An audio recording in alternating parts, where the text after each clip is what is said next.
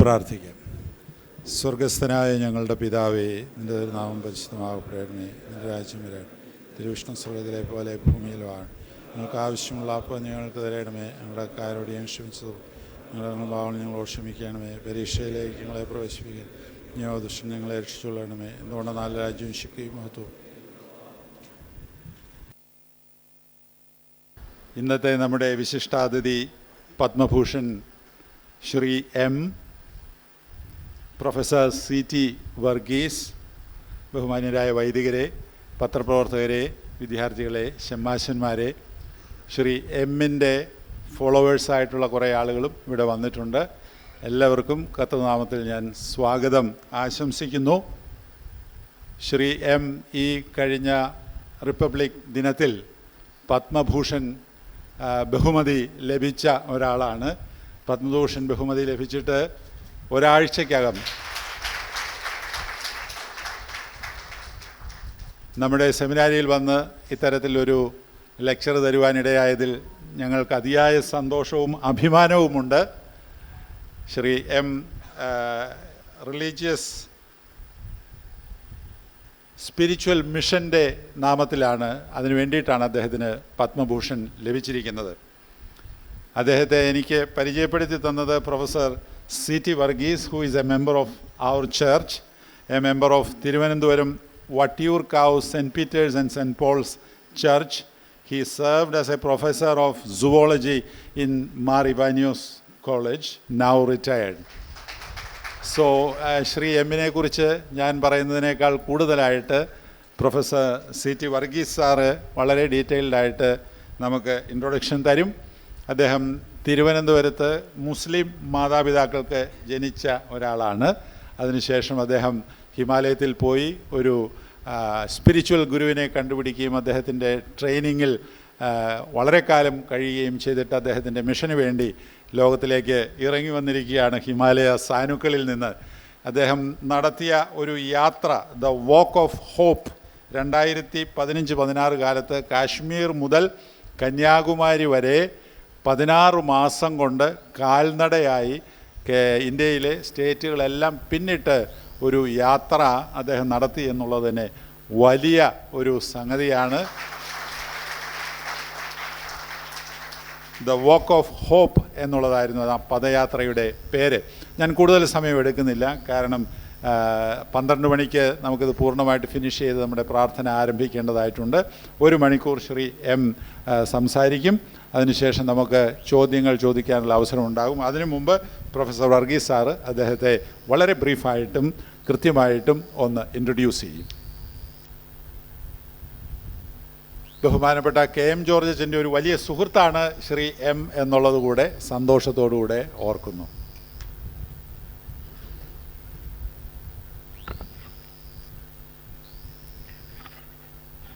ആരാധ്യനായ പ്രിൻസിപ്പൽ കോനാട്ടച്ചൻ, ബഹുമാനപ്പെട്ട faculty members, Mahatma Shri M,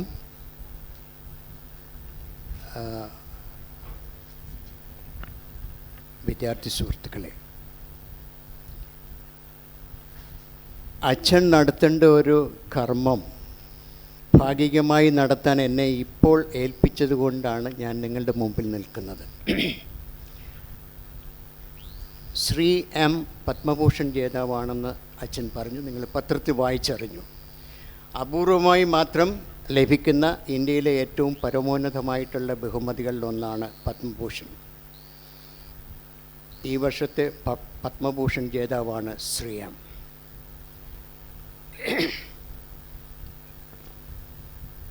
മുഖവുരിയിൽ തന്നെ അച്ഛൻ സൂചിപ്പിച്ചിരുന്നു, തിരുവനന്തപുരത്ത് മുസ്ലിം മാതാപിതാക്കൾക്ക് ജനിച്ച മുംതാസ് അലി ഖാൻ എന്ന പേരുള്ള ഒരാളാണ് ശ്രീ എം എന്ന പേരിൽ, പത്മഭൂഷൺ ശ്രീ എം എന്ന പേരിൽ നമ്മുടെ മുമ്പിൽ നിങ്ങളുടെ ഗസ്റ്റായിട്ട് ഇവിടെ ഇരിക്കുന്നത്. ചെറിയ കുട്ടിയായിരുന്ന കാലം മുതൽ തന്നെ സത്യാന്വേഷിയായിരുന്നു മുംതാസ്. ചെറിയ കുട്ടിയായിരുന്ന കാലം മുതൽ തന്നെ അദ്ദേഹത്തിൻ്റെ ഓട്ടോബയോഗ്രഫി നിങ്ങൾക്ക് വായിക്കാനായിട്ട് തീർച്ചയായിട്ടും ഞാൻ ലൈബ്രറിക്ക് കൊടുക്കാമെന്ന് പറഞ്ഞിട്ടുണ്ട്. നിങ്ങൾ പലരും അത് വായിക്കാൻ ഇടയാവുമെന്ന് എനിക്കറിയാം. അപ്പോൾ നിങ്ങൾക്ക് കൃത്യമായി മനസ്സിലാവും. ആ ഓട്ടോബയോഗ്രഫി വായിച്ചതിന് ശേഷമാണ് ഞാൻ ശ്രീ എമ്മിനെ കാണുന്നത് 6 വർഷങ്ങൾക്ക് മുമ്പ്. അതിനുശേഷം അദ്ദേഹത്തെ കൂടുതൽ മനസ്സിലാക്കാനും സഹവസിക്കാനും അദ്ദേഹത്തിൻ്റെ ഒരുപാട് ലെക്ചറുകൾ കേൾക്കാനും ക്രിയായോഗയിലേക്കുള്ള അദ്ദേഹത്തിൻ്റെ ഇനീഷ്യേഷൻ ലഭിക്കാനും ഭാഗ്യം കിട്ടിയ ഒരാളാണ് ഞാൻ. അതുകൊണ്ട് എൻ്റെ ഗുരുവും കൂടിയാണ് ശ്രീ എം. അപ്പം ചെറുപ്പകാലം മുതൽ തന്നെ സത്യാന്വേഷിയായി നടന്ന ഒരു വലിയ ചരിത്രമുണ്ട്. അതിനുശേഷം ഡിഗ്രിക്ക് പഠിച്ചുകൊണ്ടിരിക്കുന്നൊരു കുട്ടിയായിരുന്നപ്പോൾ പരീക്ഷ എഴുതുന്നതിന് മുമ്പ് തന്നെ അദ്ദേഹം ഹിമാലയത്തിലേക്ക് ഏകനായി പുറപ്പെട്ടു. അലഞ്ഞു നടന്നു. കുറേ കാലങ്ങൾ അലഞ്ഞു നടന്നതിന് ശേഷം അവസാനം ബദ്രിനാഥിന് സമീപത്തുള്ള വ്യാസഗുഹ എന്ന് പറയുന്ന ഒരു ഗുഹയിൽ ഒരു മുനിശ്രേഷ്ഠനെ കണ്ടുകൂടുന്നു. അദ്ദേഹത്തിൻ്റെ പേരാണ് മഹേശ്വർനാഥ് ബാബാജി. ആ മഹേശ്വർനാഥ് ബാബാജി എന്ന് പറയുന്ന ആ മഹാഗുരുവിൻ്റെ കീഴിൽ 3.5 വർഷക്കാലം ഹിമാലയത്തിൽ ഒന്നാം തരം ട്രെയിനിങ്. നമുക്കൊന്നും ഇമാജിൻ ചെയ്യാൻ പറ്റാത്ത രീതിയിലുള്ള ട്രെയിനിങ് എന്ന് ഞാൻ ഇപ്പോൾ പറയുന്നു. നിങ്ങൾ ആ പുസ്തകം വായിക്കുമ്പോൾ കൃത്യമായി നിങ്ങൾക്കത് മനസ്സിലാകും. അത് ഞാൻ നിങ്ങൾക്ക് വിടുന്നു. അദ്ദേഹത്തിൻ്റെ കീഴിൽ 3.5 വർഷക്കാലം ഹിമാലയത്തിൽ മുഴുവനും ചുറ്റി നടക്കുകയും ധാരാളം ഗുരുക്കന്മാരെ മീറ്റ് ചെയ്യുകയും മഹേശ്വർനാഥ് ബാബാജിയുടെ ശിക്ഷണത്തിൽ ഒരു ആത്മീയ ഭിക്ഷുവായിട്ട് ഇനീഷ്യേഷൻ ലഭിച്ചതിന് ശേഷം നാട്ടിലേക്ക് നീ തിരിച്ചുപോയി സാധാരണ മനുഷ്യരെ പോലെ മനുഷ്യരുടെ ഇടയിൽ ജീവിക്കണം, വിവാഹിതനാകണം, ഒരു വിവാഹ ജീവിതം നയിച്ച് ആ മിഷൻ്റെ സമയമാകുമ്പോൾ I give you A signal എന്ന് പറഞ്ഞ് നാട്ടിലേക്ക് തിരിച്ചു വിട്ടു. He wanted to continue in Himalayas as an Rishi, just like his master. But master instructed him to go back to plains and live like a human being, normal human being, a family man. At the time, the right time arrives, I'll give you the signal and you will be called to take a responsibility, a mission. ആ മിഷനിലാണ് Shri M ഇപ്പോൾ ഇടപെട്ടിരിക്കുന്നത്. അദ്ദേഹം ലോകമെമ്പാടും സഞ്ചരിക്കുന്നുണ്ട്. British പാർലമെൻറ്റിലെ house of കോമൺസിലും house of ലോർഡ്സിലും എല്ലാ വർഷവും ക്ഷണിക്കപ്പെടുന്ന ഒരു വിശിഷ്ട വ്യക്തിയാണ് അദ്ദേഹം. യോഗയെക്കുറിച്ച് സംസാരിക്കാൻ, സ്പിരിച്വാലിറ്റിയെക്കുറിച്ച് സംസാരിക്കാൻ, സ്പിരിച്വാലിറ്റി ബിയോണ്ട് റിലിജിയൻ എന്ന് പറയുന്നതിനെക്കുറിച്ച് സംസാരിക്കാൻ, ക്രിയായോഗയെക്കുറിച്ച് സംസാരിക്കാൻ, ഇത്തരം ഒരുപാട് വിഷയങ്ങൾ അദ്ദേഹത്തിൻ്റെ ഫേവറേറ്റ് ടോപ്പിക്സാണ്. മനുഷ്യൻ്റെ മഹത്വം അത് ഉയർത്തിപ്പിടിക്കുക എന്നുള്ളതാണ് മിഷൻ. മതമല്ല, മനുഷ്യനാണ് പ്രധാനം. ആ reality, the divine spark in every human being, in every living form, അതെന്താണെന്ന് ചൂണ്ടിക്കാണിച്ചു കൊടുക്കുകയാണ് മനുഷ്യന്. അങ്ങനെ ഒരു ഗുരുവിൻ്റെ ആവശ്യം ഈ കാലഘട്ടത്തിൽ ഇന്ത്യക്ക് പുറത്തുമുള്ള മനുഷ്യർക്ക് ആവശ്യമുണ്ട്. ആ മിഷനാണ് ശ്രീ എമ്മിൻ്റെ മിഷൻ. അദ്ദേഹത്തിൻ്റെ ഈ വലിയ ഗുരുവിനെ, ഈ വലിയ ഇന്ത്യയിലെ മുഴുവൻ ജനങ്ങളുടെ 135 കോടി ജനങ്ങളുടെ ആദരവാണ് പത്മഭൂഷണിലൂടെ അദ്ദേഹത്തിന് കൊടുത്തിട്ടുള്ള സ്പിരിച്വാലിറ്റിയുടെ ഫീൽഡിൽ. ആ മഹാത്മാവിൻ്റെ വാക്കുകൾ കേൾക്കാനുള്ള സുവർണ അവസരത്തിലേക്ക് ഞാൻ നിങ്ങളെ ക്ഷണിക്കുന്നു. Thank you very much.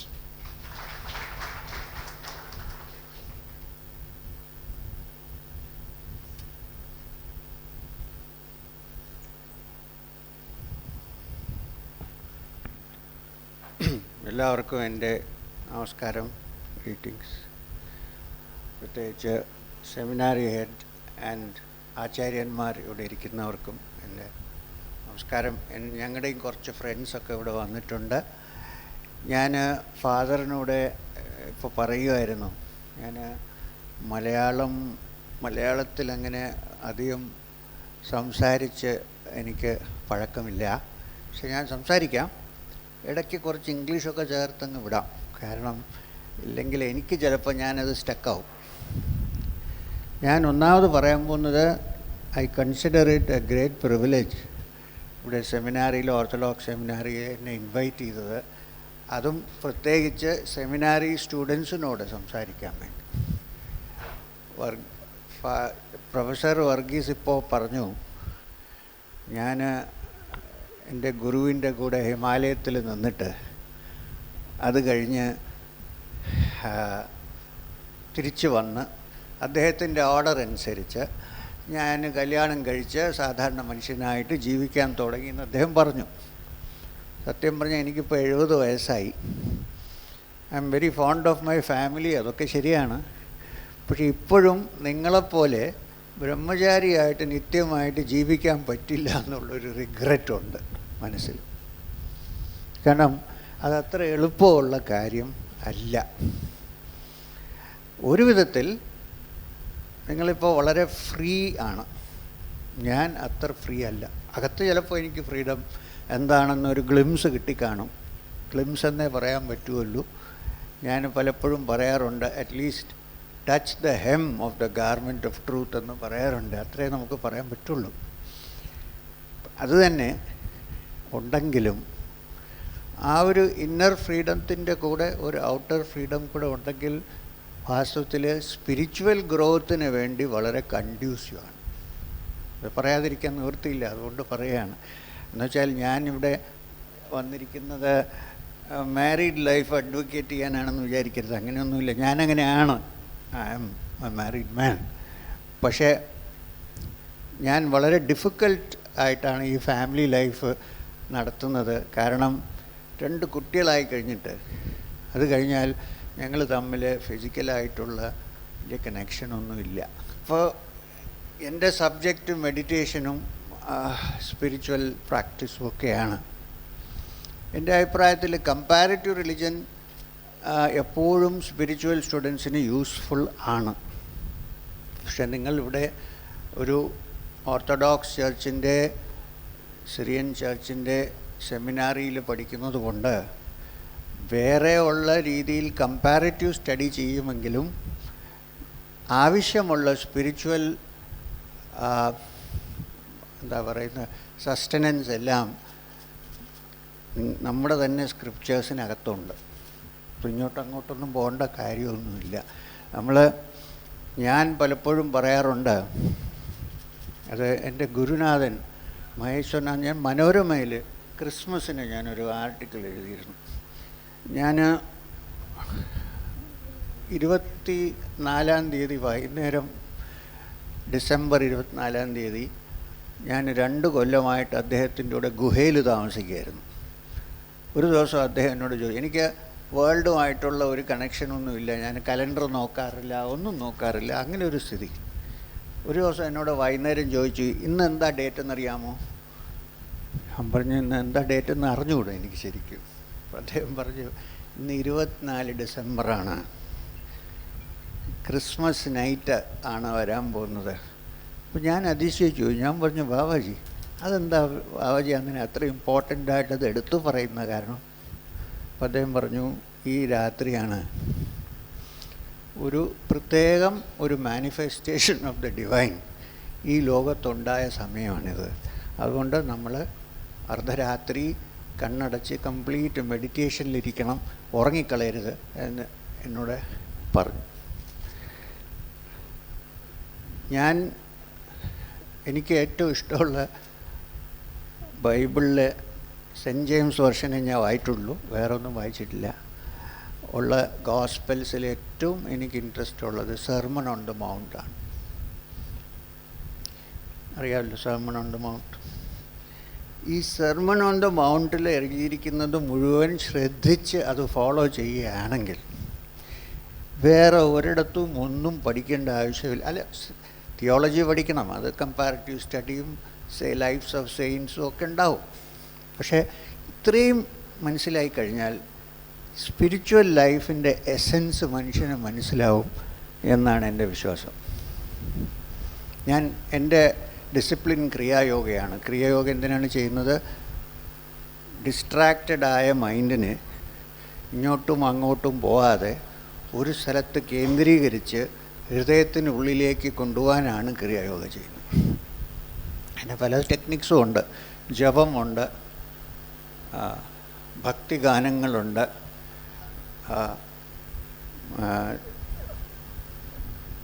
ക്ഷേത്രത്തിലോ ചർച്ചിലോ പോയി ചെയ്യുന്ന ഉപാസനകളുണ്ട്, ഫാസ്റ്റിംഗ് ഉണ്ട്. നിങ്ങളിപ്പോൾ ഫാസ്റ്റിങ്ങിലായിരിക്കുമല്ലോ, ഫാസ്റ്റിംഗ് ഉണ്ട്. ഇതൊക്കെ ഇതിൻ്റെ ഒരു ഡിസിപ്ലിനാണ്. പക്ഷേ ബേസിക്കലി പാതഞ്ജലി യോഗസൂത്രത്തിൽ അതാണ് യോഗത്തിലെ ഏറ്റവും അതോറിറ്റേറ്റീവ് ആയിട്ടുള്ള ടെക്സ്റ്റ്. യോഗയുടെ ഡെഫിനിഷൻ പാതഞ്ജലി പറയുന്നത് യോഗശ്ചിത്ത വൃത്തി നിരോധ. എന്നുവെച്ചാൽ മനസ്സിൻ്റെ അകത്തുള്ള ഈ വൃത്തികൾ എന്ന് പറഞ്ഞാൽ ഒരു ഡിസ്കോർഡൻറ്റ്, കോൺഫ്ലിക്റ്റ്, ഡിസ്ട്രാക്ഷൻ, ഇതിനെയൊക്കെ മാറ്റി നിർത്തി മനസ്സിനെ ശാന്തപ്പെടുത്തുക എന്നുള്ളതാണ് യോഗത്തിൻ്റെ ആദ്യത്തെ സ്റ്റെപ്പ്. എനിക്ക് തോന്നുന്ന എല്ലാവിധ മെഡിറ്റേഷനിലും അതാണ് ആദ്യത്തെ സ്റ്റെപ്പ്. അതിന് ഒരു ടാർഗറ്റ് അല്ലെങ്കിൽ ഒരു എയിം ഉണ്ടെങ്കിൽ ഒന്നുകൂടെ എളുപ്പം സാധിക്കും. സെർമൺ ഇത് ഇപ്പോൾ നമ്മൾ പറഞ്ഞ പ്രെയർ ഉണ്ടല്ലോ, പ്രെയർ ഓഫ് ദ ലോർഡ്, ഇത്രയും സിമ്പിളായിട്ട് ഒരു പ്രെയർ ഞാൻ ഒരിടത്തും വായിച്ചിട്ടില്ല. അവർ Father who art in heaven, എല്ലാവർക്കും ഉള്ളതല്ലേ, ഹാലോഡ് ബി ദൈ നെയിം. ഇത് ഞങ്ങളുടെ ഈ ഹിന്ദു ശാസ്ത്രങ്ങളിൽ, ഞാൻ ജനിച്ചതൊരു മുസ്ലിം ഫാമിലിയിൽ നിന്നാണ്, പക്ഷെ സ്റ്റഡി ചെയ്തതെല്ലാം അതാണ്. ഹാലോഡ് ബി ദൈ നെയിം എന്ന് പറയുമ്പോൾ ഈ ശ്രീ വൈഷ്ണവൈസിൻ്റെ ഇടയിൽ ഭഗവാൻ എന്ന് പറയുന്ന ഒരു ശ്രീകൃഷ്ണനാണ്. ഭഗവാന്റെ പേര്, ഭഗവാന്റെ പ്രസാദം, ഇത് മൂന്നും ഒന്നാണ്, ഒരു ലെവലിലാണെന്നാണ് വിശ്വാസം. ഹാലോഡ് ബി ദൈ നെയിം എന്ന് പറഞ്ഞാൽ ഹാലോഡ് ബി ദ ലോഡ് എന്ന് തന്നെയാണ് അർത്ഥം. പക്ഷേ നെയിമും ലോഡുമായിട്ട് വ്യത്യാസമില്ല. ആ നെയിമിൽ കണ്ടിന്യൂസ് ആയിട്ട് റിപ്പീറ്റ് ചെയ്ത് റോസറി അല്ലെങ്കിൽ റോസറി ഇല്ലാതെയോ ചെയ്യുമ്പോൾ ആ ലോഡിലേക്ക് ലീഡ് ചെയ്യുന്ന ഒരു വഴിയാണ് നാമം ചൊല്ലുന്നത്. Hallowed be thy name, thy kingdom come, പല അർത്ഥങ്ങളും ഉണ്ട്. അവസാന കാലത്ത് വരുന്ന ഒരു കിങ്ഡം കമ്മും നമ്മളെല്ലാവർക്കും ഇൻഡിവിജ്വലായിട്ട് മരിക്കുമ്പോൾ ഒരു കിങ്ഡം കമ്മുണ്ട്. ഇത് രണ്ടുമുണ്ട്, ഇതെല്ലാവരും പോകുന്നതാണ്. അതിൽ നമ്മൾ ഇത്രയും കാലം ജീവിച്ച് ഉള്ള സർക്കസ് എല്ലാം കാണിച്ച് അവസാനം താഴെയാണ് പോകുന്നത്, ഭൂമിയിലാണ് പോകുന്നത്. എന്നിട്ട് നമ്മളവിടെ റെസ്റ്റ് ഇൻ പീസ് എന്ന് എഴുതി വയ്ക്കും. റെസ്റ്റ് ഇൻ പീസ് മാത്രമല്ല, അത് റൈസ് ഇഫ് പോസിബിൾ എന്ന് കൂടെ ഒരു ചലഞ്ചും കൂടെയാണ്. ആരും എണീക്കില്ല, അവിടെ തന്നെ കിടക്കും, അല്ലെങ്കിൽ എണീറ്റ് കാണും ആരെങ്കിലും, പക്ഷെ നമുക്ക് പറ്റില്ല. പക്ഷേ അപ്പോൾ കിങ്ഡം കം എന്ന് പറഞ്ഞാൽ ഈ ലൈഫിനെ പറ്റി മാത്രം അല്ല ചിന്തിക്കേണ്ടത്, ഇനി വരാൻ പോകുന്നതിനെ പറ്റി ചിന്തിക്കുക എന്നുള്ള ഒരു ഹിൻ്റാണ് kingdom come. Thy will be done on earth as it is in heaven. എന്നുവെച്ചാൽ ആസ് above so below എന്നുള്ള പ്രിൻസിപ്പിളാണ്. അവിടെ എന്തൊക്കെയുണ്ടോ അത് തന്നെ ഇവിടെയും. നമ്മൾ വിചാരിക്കും അങ്ങനെ ചെയ്യാം ഇങ്ങനെ ചെയ്യാം, അവസാനം നടക്കുന്ന വേറൊരു ഇതായിരിക്കും. അപ്പോൾ എന്ത് ചെയ്യും? സറണ്ടർ ചെയ്യും. Thy will be done. പിന്നെ നോക്കണം, വളരെ സിമ്പിളായിട്ടുള്ള ഒരു prayer, give us this day our daily bread. വിശന്ന് നിൽക്കുന്ന ആൾക്ക് വേദാന്തം പഠിപ്പിക്കാൻ പറ്റുമായിരുന്നു. ആഹാരം വളരെ ഇമ്പോർട്ടൻ്റ് ആണ്. ആഹാരം നമ്മൾ കഴിക്കുന്നതും ആഹാരമില്ലാത്തവനെ കഴിപ്പിക്കുന്നതും ഇത് രണ്ടും ഒരു ഡിവൈൻ ആക്റ്റാണ്. അതിന് പ്രെയർ എന്താണ്? Give us this day our daily bread. forgive our debts. ഡെറ്റില്ലാത്ത മനുഷ്യനേ ഇല്ല ലോകത്ത്. എന്തെങ്കിലും ഒരു ഡെപ്റ്റ് കാണും, ഡെറ്റില്ലാത്ത മനുഷ്യനില്ല. forgive our debts as we do forgive debtors. ബാക്കിയുള്ളവരെ എന്നോട് ഡെറ്റുള്ളവരെ ഞാൻ ഫർഗീവ് ചെയ്യാൻ തയ്യാറാണെങ്കിൽ എൻ്റെ മനസ്സ് തന്നെ വിശാലമായിട്ട് മാറും.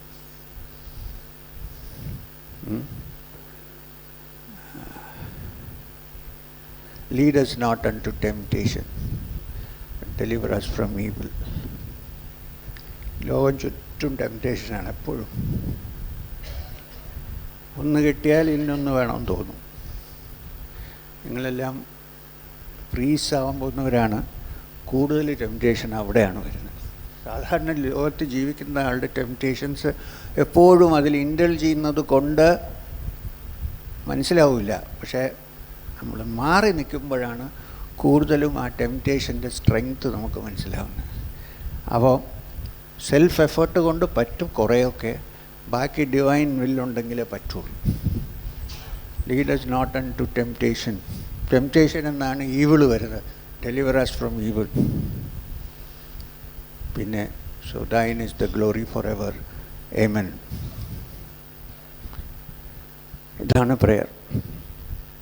അത് തന്നെ മനസ്സിലാക്കി റെഗുലറായിട്ട് പറഞ്ഞാൽ ഒരുവിധം മനസ്സ് മെഡിറ്റേഷനിലേക്ക് പോവും എന്നാണ് എൻ്റെ വിശ്വാസം. പിന്നെ മെഡിറ്റേഷനിലേക്ക് പോയാൽ എവിടെ ചെന്നെത്തും? സെർമൺ ഓൺ ദ മൗണ്ടിൽ 1-2 ഹിൻസ് ഉണ്ട്. ഒന്ന് ഞാൻ പിന്നെ പറയാം, അത് കൊട്ടേഷൻ ഞാൻ പിന്നെ പറയാം. ഈ ലോകത്ത് നമ്മൾ പല കാര്യങ്ങളും ആഗ്രഹിക്കുന്നുണ്ട്. എന്തുകൊണ്ടാണ് നമ്മൾ ആഗ്രഹിക്കുന്നത്? ഇംഗ്ലീഷിൽ പറയാമെന്ന് പറഞ്ഞിട്ട് അവസാനം മലയാളമായി. ആഗ്രഹിക്കുന്നത് എന്ത് ആഗ്രഹിച്ചാലും അതിൻ്റെ പുറകെയുള്ള സീക്രട്ട് എന്താണ്? ഈ ആഗ്രഹത്തിൻ്റെ എന്താണ് നമ്മൾ ആഗ്രഹിക്കുന്നത്? എപ്പോഴും എല്ലാവരും, മാരീഡ് അൺമാരീഡ് ആരായാലും, ഹാപ്പിനെസ് അല്ലേ? അല്ലേ? സുഖം, സ്പിരിച്വൽ സുഖം, ലോകത്തെ ഫിസിക്കൽ സുഖം. ഈ ലോകം മുഴുവൻ കറങ്ങുന്നത് സുഖത്തിലേക്കുള്ള ഒരു മൂവ്മെൻറ്റാണ്. ആ സുഖം നമ്മളെത്ര ട്രൈ ചെയ്താലും ഈ ലോകത്ത് പൂർണ്ണമായിട്ട് കിട്ടുകയില്ല. അറിയാവുന്ന കാര്യമാണ് എല്ലാവർക്കും. പക്ഷെ എന്നാലും നമ്മൾ അറിഞ്ഞാലും അതിനെ അങ്ങോട്ട് അവോയ്ഡ് ചെയ്യും, നെഗ്ലക്റ്റ് ചെയ്യും. അതിൻ്റെ പുറത്താണ് ലോകം മുഴുവൻ കറങ്ങുന്നത്. സുഖം തേടിയാണ് എല്ലാ മനുഷ്യനും നടക്കുന്നത്. ചിലപ്പം മെറ്റീരിയൽ സുഖമായിരിക്കും, സ്പിരിച്വൽ സുഖമായിരിക്കും, പക്ഷെ അത് തേടിയാണ് എല്ലാവരും നടക്കുന്നത്. പക്ഷെ സത്യം എന്താണെന്ന് വെച്ചാൽ ആ സുഖം പുറത്തൊരിടത്തും കിട്ടില്ല. തീരുമാനം നമ്മൾ കണ്ടിട്ടുണ്ട്. ആദ്യം എനിക്ക് ഒരു കാറുണ്ട്, 2 എണ്ണം വേണമെന്ന് തോന്നും, പിന്നെ 3 എണ്ണം വേണമെന്ന് തോന്നും. നിൽക്കില്ല ഇത്. ഞാൻ ഒരു ലെവലിലെത്തി, ഇത് പോരാ, ഇനിയും അങ്ങോട്ട് പോകണം. നമുക്കെല്ലാം അറിയാവുന്ന കാര്യമാണ്. ആഗ്രഹം എന്തിനാണ്? കൂടുതൽ സുഖം.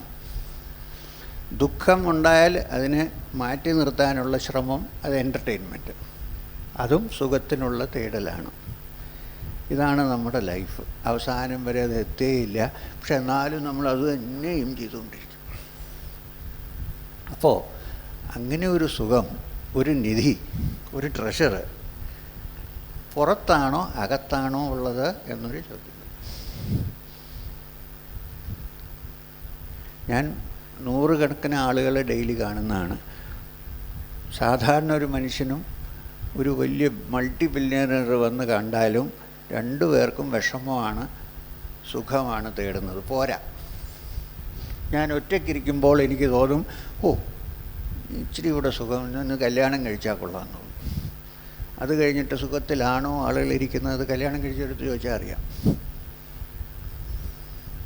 അപ്പം ലോകത്ത് നമ്മൾ എന്ത് ആക്ട് ചെയ്താലും ആ ആക്ഷന് സുഖത്തിലേക്കുള്ള പോക്കാണ്. പക്ഷെ അവസാനം ഇത് കിട്ടേയില്ല. റെസ്റ്റ് ഇൻ പീസ് എന്ന് പറഞ്ഞാൽ അത് കഴിഞ്ഞ് നമുക്കറിയില്ല, അതുവരെ കിട്ടിയിട്ടില്ല. ഇത് മെഡിറ്റേഷൻ ഇതുമായിട്ടുള്ള കണക്ഷൻ എന്താണ്? ഞാൻ എന്തെങ്കിലും ഒന്ന് ആഗ്രഹിച്ചു, ഒരു വലിയ വീട് വേണമെന്ന് ആഗ്രഹിച്ചു.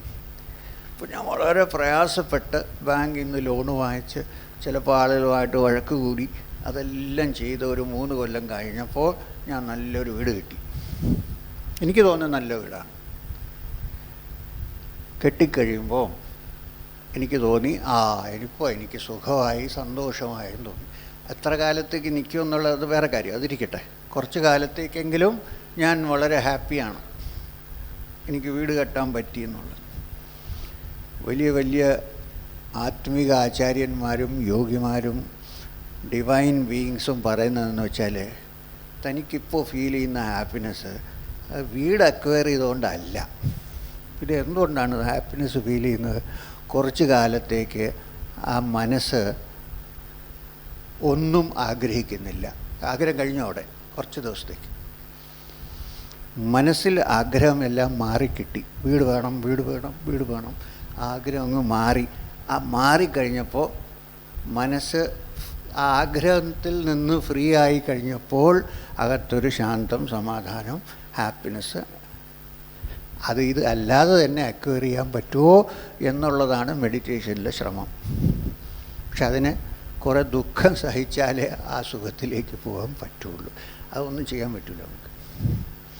എല്ലാ സുഖത്തിൻ്റെയും പുറകെ കുറേ ദുഃഖം ഉണ്ടാവും. അത് കഴിഞ്ഞിട്ടുള്ള സുഖം അത് ഡിവൈൻ സുഖമാണ്. അതിൽ എയിം ചെയ്താണ് നമ്മളെല്ലാവരും ജീവിക്കുന്നത്. അപ്പോൾ അത് മനസ്സിനകത്ത്, ഹാർട്ടിനകത്ത് ആ സുഖമുണ്ടോ എന്ന് ചോദിച്ചാൽ വേദാന്തം പറയേണ്ട ആവശ്യമൊന്നുമില്ല. Sermon on the mount, lay treasures in your heart where thieves do not break in and steal. ഇത്രയും എഡിറ്റഡായിട്ട് ഒരു സ്റ്റേറ്റ്മെൻറ്റ് കൊടുക്കാൻ പറ്റുമോ എന്നുള്ളത് ഞാൻ പലപ്പോഴും ആലോചിച്ചിട്ടുണ്ട്. Lay treasures in your heart. ആ നിധി, എൻ്റെ ഹൃദയത്തിനകത്തുള്ള നിധിയുണ്ടല്ലോ, അതാണ് ഏറ്റവും വലിയ ട്രഷർ. അവിടെ കള്ളന്മാർക്ക് കയറി കൊള്ളയടിക്കാൻ പറ്റാത്ത ഒരു സുഖം, ഒരു ഡിവൈൻ ഫേവർ, ഒരു ട്രഷർ എൻ്റെ ഹൃദയത്തിലുണ്ട് എന്ന് തന്നെ അദ്ദേഹം പറഞ്ഞിട്ടുണ്ട്. പിന്നെ എല്ലാവർക്കും ആവശ്യം സമാധാനവും ശാന്തിയാണ്. സത്സംഗം കഴിയുമ്പോഴെല്ലാവരും ഓം ശാന്തി ശാന്തി എന്നാണ്. ഈ പീസ് എന്നുള്ളത് ഏറ്റവും ഇമ്പോർട്ടൻ്റ് ആണ് ലൈഫിൽ എന്ന് വിചാരിച്ച് ജീവിച്ചാൽ മനുഷ്യൻ, സാധാരണ മനുഷ്യൻ ഒരു സെയിൻ്റായിട്ട് മാറും. അതിന് സെർമൺ ഓൺ ദ മൗണ്ടിലുണ്ടോ, blessed are the peacemakers for they shall be called the children of God, ഇല്ലേ? പീസ് മേക്കേഴ്സ് ചിൽഡ്രൻ ഓഫ് ഗോഡാണ്. അവർ പേരോ വർണ്ണമോ ഒന്നും നോക്കേണ്ട ആവശ്യമില്ല, മതവും നോക്കേണ്ട ആവശ്യമില്ല. Blessed are the peacemakers for they shall be called the children of God. പിന്നെ അത് അറ്റൈൻ ചെയ്യണമെങ്കിൽ കുറേയൊക്കെ ദുഃഖം മനുഷ്യന് സഹിക്കേണ്ടി വരും. അതുകൊണ്ടാണ് ഉടനെ തന്നെ ബ്ലെസ്സഡ് ആർ ദേ ദാറ്റ് മോൺ for they shall be comforted. കുറച്ച് മോർണിംഗ് ഒക്കെ കഴിഞ്ഞാലേ ആ കംഫർട്ട് ഉണ്ടാവുള്ളൂ. ആ കംഫർട്ട് ഹൃദയത്തിനുള്ളിലാണ്. അതിന് നമ്മൾ തയ്യാറല്ലെങ്കിൽ വെറുതെ മനുഷ്യ ശരീരവും മനുഷ്യരൂപമായിട്ട് ജീവിച്ചെന്നേ ഉള്ളൂ, മനുഷ്യനല്ല. അതുകൊണ്ടാണ് അതിൽ മലയാളത്തിലെങ്ങനെ, you are the salt of the earth, but if the salt has lost it savour where will it shall it be salted? ഒരു ചോദ്യം. ഈ ലോകത്തെ ഉപ്പ് മനുഷ്യനാണ്. ആ ഉപ്പിൽ ഉപ്പ് ടേസ്റ്റ് ഇല്ലാതെ ആയാൽ ആ ഉപ്പ് എവിടെ കൊണ്ടിടും? അതുകൊണ്ട് എന്ത് കാര്യം എന്ന് ചോദിച്ചു. അപ്പോൾ എൻ്റെ അഭിപ്രായത്തിൽ ചിലപ്പോൾ തെറ്റാവാം, ശരിയാകാം. എൻ്റെ അനുഭവം വെച്ച് നോക്കുകയാണെങ്കിൽ ജീസസ് ക്രൈസ്റ്റ് എന്ന് പറയുന്ന ആ ബീയിങ്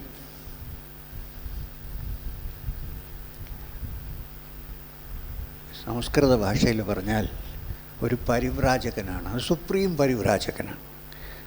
അദ്ദേഹം തന്നെ പറഞ്ഞിട്ടുണ്ട്, the foxes have holes, foxes have dens and the snakes have holes, the son of man has nowhere to lay his head എന്ന് പറഞ്ഞാൽ ഒരു സുപ്രീം പരിവ്രാജകനാണ്. വീടില്ലാത്ത അനികേതൻ എന്നാണ് ഗീതയിൽ പറഞ്ഞിരിക്കുന്നത്. നികേതമില്ല, എന്താ? ലോകം മുഴുവൻ എൻ്റെ വീടാണ് എന്ന് ജീവിച്ച ഒരാൾ. എപ്പോഴും നടന്നാണ് പോകുന്നത്. സാധാരണ കോമൺ മാനുമായിട്ടാണ് അദ്ദേഹത്തിൻ്റെ കോണ്ടാക്ട്സ്. ഒരു പാരഫെർണീലിയയും ഇല്ല. അങ്ങനെ ഒരാൾ ലോക നന്മയ്ക്ക് വേണ്ടി ശരീരം പോലും ത്യാഗിക്കാൻ തയ്യാറായിട്ടുള്ളൊരു മനുഷ്യൻ. മഹായോഗി, അല്ലെങ്കിൽ സത്യം പറഞ്ഞാൽ മഹായോഗി എന്ന് പോലും പറയാൻ പറ്റില്ല.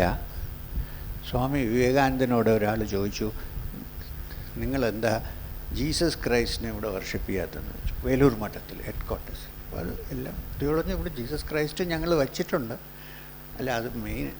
അദ്ദേഹം പറഞ്ഞു, നിങ്ങൾ ജീസസ് ക്രൈസ്റ്റിന് ദൈവത്തിൻ്റെ പുത്രൻ എന്നാണ് പറയുന്നത്. എൻ്റെ കൾച്ചർ അനുസരിച്ച് അദ്ദേഹം ദൈവം തന്നെയാണ്, പുത്രനാവേണ്ട കാര്യമില്ല.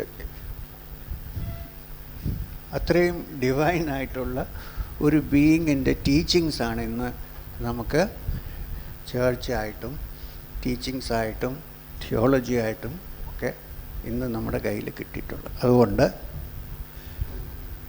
ഓർഗനൈസേഷണൽ ആസ്പെക്റ്റ് നിങ്ങൾക്കെല്ലാം ഇൻവോൾവ് ചെയ്യേണ്ടി വരും. നാളെ പ്രീസ് ആവുമ്പോൾ ചെയ്യേണ്ടി വരും. പക്ഷേ ആ ഇന്നർ ആസ്പെക്ട്സ് ഉണ്ടല്ലോ, ഹൃദയത്തിനുള്ളിൽ എങ്ങനെയാണ് ആരാധിക്കുന്ന ദൈവത്തെ എന്നുള്ളത്, അതാണ് ഏറ്റവും ഇമ്പോർട്ടൻറ്റ്. അത് ഇതിൻ്റെ ഇടയിൽ അത് വിട്ടുപോകരുത് എന്നാണ് എൻ്റെ ഒരു അഭ്യർത്ഥന. ഞാനും പല ഓർഗനൈസേഷണൽ വർക്കൊക്കെ ചെയ്യുന്നുണ്ട്. പക്ഷേ അകത്ത് ആങ്കർ ചെയ്തിട്ട് വേണം ചെയ്യാൻ, ഇല്ലെങ്കിൽ നമ്മൾ അതിൻ്റെ കൂടെ അങ്ങ് പോവും. എവിടെ പോകണമെന്ന് പിന്നെ പറയാൻ പറ്റില്ല. ഓർഗനൈസേഷൻ ഇല്ലാതെ ഒരു പണി നടക്കില്ല, ശരിയാണ്. പക്ഷേ അതിൻ്റെ കൂടെ അതിൻ്റെ ആത്മാവെന്ന് പറയുന്നത് ആ ഡിവിനിറ്റിയും ഡിവൈൻ ഫീലിങ്ങും ഡിവൈൻ അനുഭവവുമാണ്. അതിനെപ്പോഴും മനസ്സിൽ കരുതി വച്ചിരുന്നാൽ നാളെ ഫ്യൂച്ചറിൽ ഇതെല്ലാം പഠിച്ച് വേൾഡിലേക്ക് ഇറങ്ങുമ്പോൾ എല്ലാ കാര്യങ്ങളും നന്നായിട്ട് മനസ്സിനെ ഹൃദയത്തിൽ ദൈവത്തിനോട് ലിങ്ക് ചെയ്തിട്ട് ചെയ്യാൻ സാധിക്കും എന്നാണ് എൻ്റെ വിശ്വാസം. ഇത്രയും പറയാൻ തന്നെയാണ് ഞാനിവിടെ വന്നത്. ഇതിൽ കൂടുതൽ എനിക്കൊന്നും പറയാനില്ല. ഏതായാലും ഭഗവത്ഗീതയെക്കുറിച്ചോ ഉപനിഷത്തിനെ കുറിച്ചോ ഒന്നുമല്ല ഞാൻ ഇത് ഡിസ്കസ് ചെയ്തല്ല. അതിൻ്റെയൊക്കെ എസെൻസ് ഇത് തന്നെയാണ്, വേറെ ഒന്നുമില്ല അതിനകത്ത്. ഇത്രയും പറയാൻ വന്നത്. ഇതിനെപ്പറ്റി എന്തെങ്കിലും ചോദിക്കാനുണ്ടെങ്കിൽ ഞാൻ ഉത്തരം പറയാൻ ശ്രമിക്കാം. കാരണം ചോദ്യം കേട്ട് കഴിഞ്ഞാൽ ഈ ഉത്തരം എനിക്ക് അറിയാവോ എന്ന് എനിക്ക് മനസ്സിലാവുള്ളൂ. അറിഞ്ഞുകൂടെങ്കിൽ ഞാൻ വളരെ പ്ലെയിനായിട്ട് എനിക്കറിയില്ല എന്നങ്ങ് പറഞ്ഞേക്കാം. Thank you.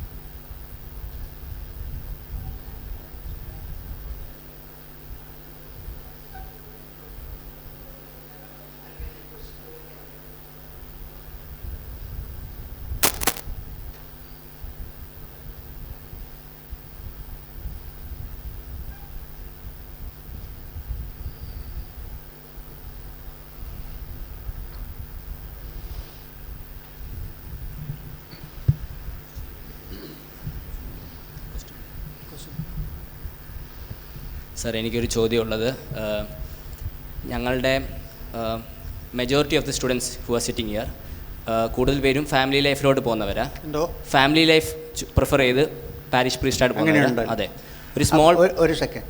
അപ്പോൾ പാരിഷ് ഇൻചാർജ് ആവണമെങ്കിൽ മാരീഡ് ആവണോ? അങ്ങനെയുണ്ടോ? ആക്ച്വലി ഞങ്ങളുടെ ഒരു ട്രഡീഷൻ വെച്ചിട്ട് രണ്ട് സ്റ്റൈൽ ഓഫ് ലിവിങ് ഉണ്ട്. ഒന്നുകിൽ ഫാമിലി ലൈഫ് അല്ലെങ്കിൽ അൺമാരിഡ് ലൈഫ്. പക്ഷേ അൺമാരിഡ് ലൈഫിൽ പാരിഷ് റെസ്പോൺസിബിലിറ്റി എടുക്കാത്തതാണ് യഥാർത്ഥമായ ട്രഡീഷൻ. പക്ഷേ നമ്മുടെ കേരള കൾച്ചറിൽ അതില്ല. എന്ന് വെച്ചാൽ അൺമാരിഡ് ആണെങ്കിൽ പോലും ഒരു പാരിഷ് റെസ്പോൺസിബിലിറ്റി ഉണ്ട്. ഒരു പീപ്പിളുമായിട്ടൊരു ലിങ്ക് ഉണ്ട്. ഒരു എക്സ്ട്രീം സാർ ഇപ്പം ഹിമാലയത്തിൽ ചൂസ് ചെയ്ത പോലെയുള്ള ഒരു കംപ്ലീറ്റ് ഐസൊലേഷൻ ഉള്ള ഒരു കൾച്ചർ ഇല്ല. പക്ഷേ we have monasteries, but at the same time they are also linked with the world. But you can also go to the monasteries and spend some time quietly if you want. Yes, yes.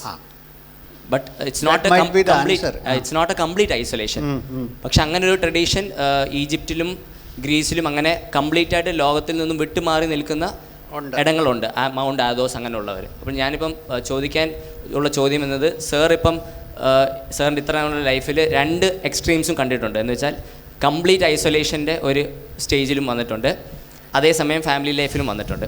അപ്പോൾ ഇത് രണ്ടും സാറിന് family ലൈഫിലോട്ട് കടന്നപ്പോൾ ഈ സ്പിരിച്വാലിറ്റിയിൽ distractions തോന്നിയിട്ടുണ്ടോ, അല്ലെങ്കിൽ ആ spirituality maintain ചെയ്യാൻ എന്തെങ്കിലും ഹിൻഡ്രൻസ് തോന്നിയിട്ടുണ്ടോ, അല്ലെങ്കിൽ മെയിൻറ്റെയിൻ ചെയ്യാൻ സാർ എന്തൊക്കെ വഴികളാണ്? കാരണം കൂടുതൽ പേരും ഞങ്ങളെ സംബന്ധിച്ചിടത്തോളം ഫാമിലി ലൈഫ് മെയിൻറ്റെയിൻ ചെയ്യുമ്പോൾ തന്നെ സ്പിരിച്വാലിറ്റി കുറയാതെ സൂക്ഷിക്കണം എന്നുള്ളതാണ് ഞങ്ങളെ നിന്നും പ്രതീക്ഷിക്കുന്നത്. സോ അതിൽ സാറ് ഈ ഒരു പ്രത്യേകിച്ചും ഇന്നത്തെ ഒരു കാലഘട്ടത്തിൽ കൂടുതൽ ഡിസ്ട്രാക്ഷൻസും ടെംപ്റ്റേഷൻസും എല്ലാം ഉള്ള ഒരു ജനറേഷൻ ആയിരിക്കുമ്പോൾ എങ്ങനെയാണത് ഫേസ് ചെയ്യാൻ പറ്റുന്നത്?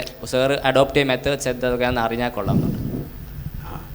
അപ്പം അതിന് ഏറ്റവും ഇമ്പോർട്ടൻ്റ് ആയിട്ട് എനിക്ക് പറയാനുള്ളത്, ഫാമിലി ലൈഫിൽ ഇറങ്ങുന്നതിന് മുമ്പേ ഇൻറ്റൻസ് ആയിട്ടുള്ള സ്പിരിച്വൽ പ്രാക്ടീസസും ഇൻറ്റൻസ് ആയിട്ടുള്ള ഒരു സെലിബ്രേറ്റ് ആയിട്ടുള്ള ജീവിതം കഴിഞ്ഞിട്ട് ഫാമിലി ലൈഫിൽ ഇറങ്ങിയാൽ നമുക്കൊരുവിധം അതിനെ ഹാൻഡിൽ ചെയ്യാനും ടാക്കിൾ ചെയ്യാനും സാധിക്കും.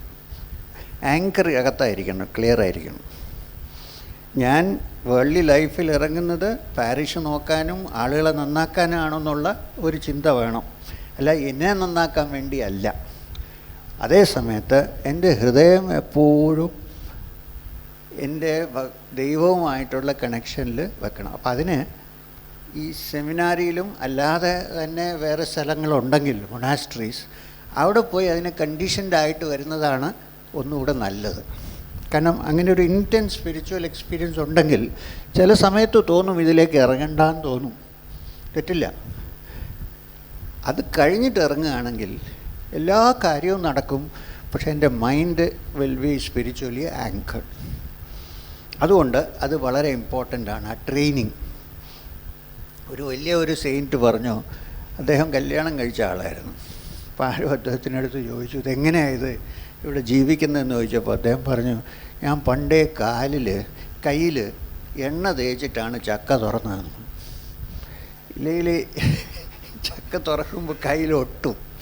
അപ്പം നേരത്തെ എണ്ണ തേച്ചിട്ടാണ് ഞാൻ ചക്ക തുറന്നത് എന്ന് അദ്ദേഹം പറഞ്ഞു. ആ എണ്ണയാണ് നമ്മുടെ സ്പിരിച്വൽ പ്രാക്ടീസസും. അത് പലർക്കും പല പ്രാക്ടീസസും കാണും.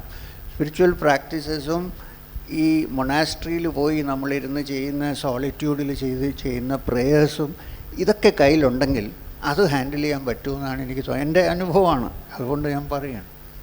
നിങ്ങൾക്ക് കുറച്ചുകൂടെ ബെറ്ററായിട്ട് ചെയ്യാൻ പറ്റും. എന്താണെന്ന് വെച്ചാൽ, ഞാൻ സാധാരണ വേഷമിട്ട് നടക്കുന്ന ആളാണ്. നിങ്ങളുടെ സെമിനാറിൽ പോയാലും കല്യാണം കഴിച്ചാലും വേഷം വേറെയാണ്. അപ്പോൾ അത് കാണുമ്പോൾ ആളുകൾ മാറി നിൽക്കും. എന്നെ വന്ന് ടെംപ്റ്റ് ചെയ്യുന്ന ടൈപ്പിൽ ആളുകളൊന്നും വന്ന് നിങ്ങളെ ഒന്നും ടെംപ്റ്റ് ചെയ്യില്ല. ഞാനിങ്ങനെ പോകുമ്പോൾ ചിലർ വൈകുന്നേരം ചോദിക്കാറുണ്ട്, will you have A drink എന്നൊക്കെ ചോദിക്കാറുണ്ട്. ആരും ചോദിക്കും, അച്ഛനോട് ചോദിക്കും, ആരും ചോദിക്കില്ല. അപ്പോൾ ഈ ഡ്രസ്സും യൂണിഫോമും ഉള്ളത് അതിന് ചെയ്യാൻ വേണ്ടിയാണ്, അത് മാറ്റി നിർത്താൻ വേണ്ടിയാണ്. ഇറ്റ് ഈസ് വെരി യൂസ്ഫുൾ എന്നാണ് എൻ്റെ. അതാണ് പണ്ടത്തെ കാലത്ത് ലൈഫിന് വേദിക് ടൈംസിൽ ബ്രഹ്മചര്യം, ഗൃഹസ്ഥാശ്രമം, വാനപ്രസ്ഥം, സന്യാസം ഞാൻ 4 മാറ്റിയത്. കാരണം ആദ്യം ബ്രഹ്മചര്യം വളരെ ഇമ്പോർട്ടൻറ്റ് പീരീഡാണ്. ഈ സെലിബസിയിൽ പല ഇമ്പോർട്ടൻസും ഉണ്ട്. അത് നമ്മുടെ എനർജീസ് അല്ലെങ്കിൽ മുഴുവൻ അതിൽ ഡിസിപ്പേറ്റ് ചെയ്ത് പോകും. അതിനെ കൺട്രോൾ ചെയ്ത് വെക്കുന്നത് ഒരു വലിയ കാര്യമാണ്, ട്രെമൻഡസ് എനർജിയാണ്. അപ്പോൾ അത് പ്രാക്ടീസ് ചെയ്ത് പെർഫെക്റ്റ് ചെയ്ത് കഴിഞ്ഞിട്ട് ഇറങ്ങിയാൽ നമ്മുടെ കയ്യിൽ നല്ല കൺട്രോൾ ഉണ്ടാവും. ഭഗവത്ഗീതയിൽ അർജുനൻ്റെ അടുത്ത് അതിൽ കൃഷ്ണ ഭഗവാൻ അർജുനുമായിട്ട് സംസാരിക്കുന്നു എന്നുള്ളതാണല്ലോ അതിൻ്റെ ഫുൾ. ഞാൻ പറയുന്നത് ഏറ്റവും വലിയ ഭക്തൻ അല്ലെങ്കിൽ ഏറ്റവും വലിയ യോഗി ആരാണെന്ന് ക്വാളിഫിക്കേഷൻസ് ചോദിച്ചപ്പോൾ ആദ്യം പറയുന്നത് സംന്യാം ഇന്ദ്രിയഗ്രാമം, ഇന്ദ്രിയങ്ങളെല്ലാം കൈവശപ്പെടുത്തിയിരിക്കുന്ന ആളാണ്. അപ്പോൾ ട്രെയിനിങ് പീരീഡിൽ അത് പഠിച്ചു കഴിഞ്ഞാൽ പിന്നെ നമ്മൾ ഗൃഹസ്ഥ ലോകത്തിൽ പോയി കഴിഞ്ഞാലും അത് നമ്മൾ അതിലോട്ടങ്ങ് വീണു പോവില്ല. പക്ഷെ അതേ സമയത്ത് ഈ ആങ്കർ വെച്ചിട്ട് അവിടെ പ്രവർത്തിക്കും. അപ്പം നമുക്ക് മാത്രമല്ല, നമ്മുടെ ഫാമിലിക്ക് മാത്രമല്ല, പല മനുഷ്യർക്കും അതുകൊണ്ട് പല ഗുണങ്ങളും ഉണ്ടാവാൻ സാധിക്കും. അതാണ് ഇമ്പോർട്ടൻ്റ് ആണ്. എന്നാൽ എനിക്ക് തോന്നുന്നു, എൻ്റെ അനുഭവം അങ്ങനെയാണ്.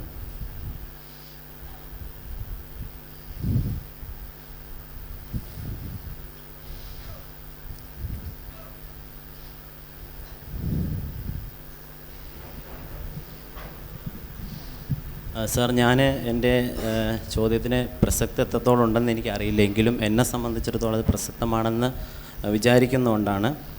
നമ്മൾ ഈ ഒരു സമൂഹത്തിൽ ജീവിക്കുമ്പോൾ പലപ്പോഴും പല രീതിയിലുള്ള ഗുരുക്കന്മാർ നമുക്കുണ്ടാവാറുണ്ട്. അത് നമ്മുടെ അധ്യാപകരാകാം, നമ്മളെ ഗൈഡ് ചെയ്യുന്നവരാവാം. പലപ്പോഴും നമ്മുടെ മാതാപിതാക്കളും ചില സമയങ്ങളിൽ ഒരു ഗുരുവിൻ്റെ റോള് വഹിക്കാറുണ്ട്. എഴുത്തുകാരൻ OV വിജയൻ്റെ ചിന്താഗതി പ്രകാരം പ്രകൃതിയിൽ നമ്മൾ എന്തൊരു കാര്യം പഠിക്കുന്നോ അല്ലെങ്കിൽ പുതുതായിട്ടൊരു അനുഭവം ഉണ്ടാകുന്നോ അത് നമ്മുടെ ഗുരുവാണെന്നാണ് പറയുന്നത്. അങ്ങനെയൊക്കെ ആണെങ്കിൽ കൂടി യഥാർത്ഥത്തിൽ ഒരു പൂർണ്ണമായിട്ടൊരു ഗുരുവിൻ്റെ ഒരു പൂർണ്ണതയിലേക്ക് പലപ്പോഴും ഒന്ന് കാണാനായിട്ട് ഈ ഗുരുക്കന്മാരിലൊന്നും സാധിക്കുന്നില്ല. എങ്കിൽ നമുക്ക് യഥാർത്ഥ ഗുരുവിനെ കണ്ടെത്താനായിട്ട് നമുക്ക് സാധിക്കുമോ? അതെങ്ങനെയാണ് സാധിക്കുന്നത്? സാറ് 3 വർഷക്കാലം ഗുരുജിയുടെ കൂടെ ഉണ്ടായിരുന്നു, മഹേശ്വർനാഥ് ബാബാജിയുടെ ഗുരുവിൻ്റെ കൂടെ ഉണ്ടായിരുന്നെന്ന് പറഞ്ഞു. ഹിമാലയത്തിലായിരുന്നപ്പോൾ മറ്റ് പല ഗുരുക്കന്മാരും അവിടെ ഉണ്ടാകുമല്ലോ സാധാരണയായിട്ട്. അപ്പോൾ ഈ സ്വാമിജിയെ തന്നെ എന്തുകൊണ്ടാണ് തിരഞ്ഞെടുത്തത്? അതിന് പ്രത്യേകിച്ച് എന്തെങ്കിലും കാരണങ്ങളുണ്ടോ?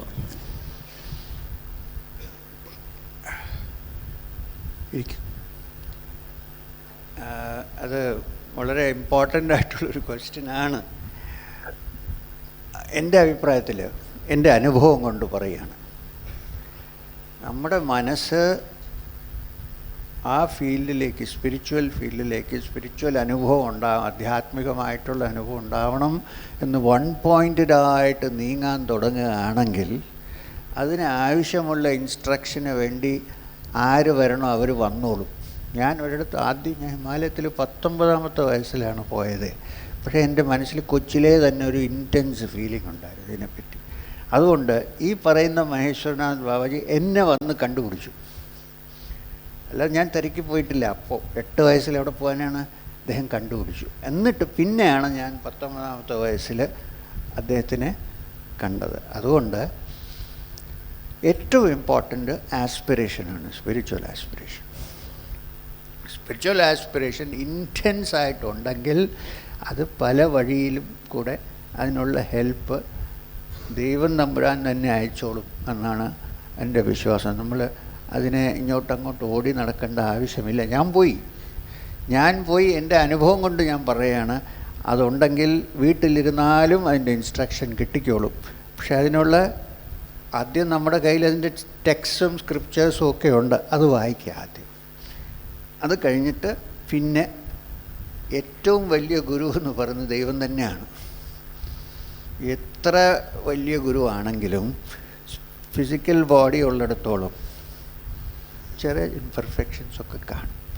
ഡിവൈനിറ്റിക്ക് അങ്ങനെ ഒരു ഇംപെർഫെക്ഷൻ ഇല്ല. അതാണ് ഏറ്റവും വലിയ ഗുരു.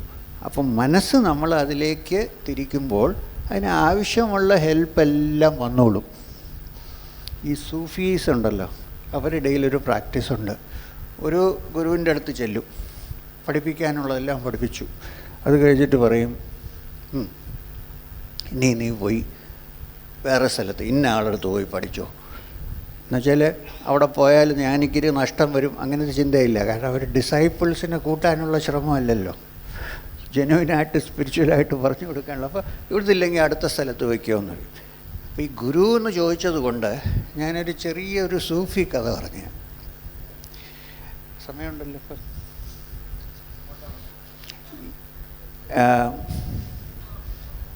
മിഡിൽ ഈസ്റ്റാണ് ഇതിൻ്റെ സീൻ. കാരണം സൂഫി സ്റ്റോറീസൊക്കെ മിഡിൽ ഈസ്റ്റിലാണല്ലോ. അപ്പോൾ മിഡിൽ ഈസ്റ്റാണ് ഇതിൻ്റെ സീൻ. ഒരാളുണ്ടായിരുന്നു, അദ്ദേഹം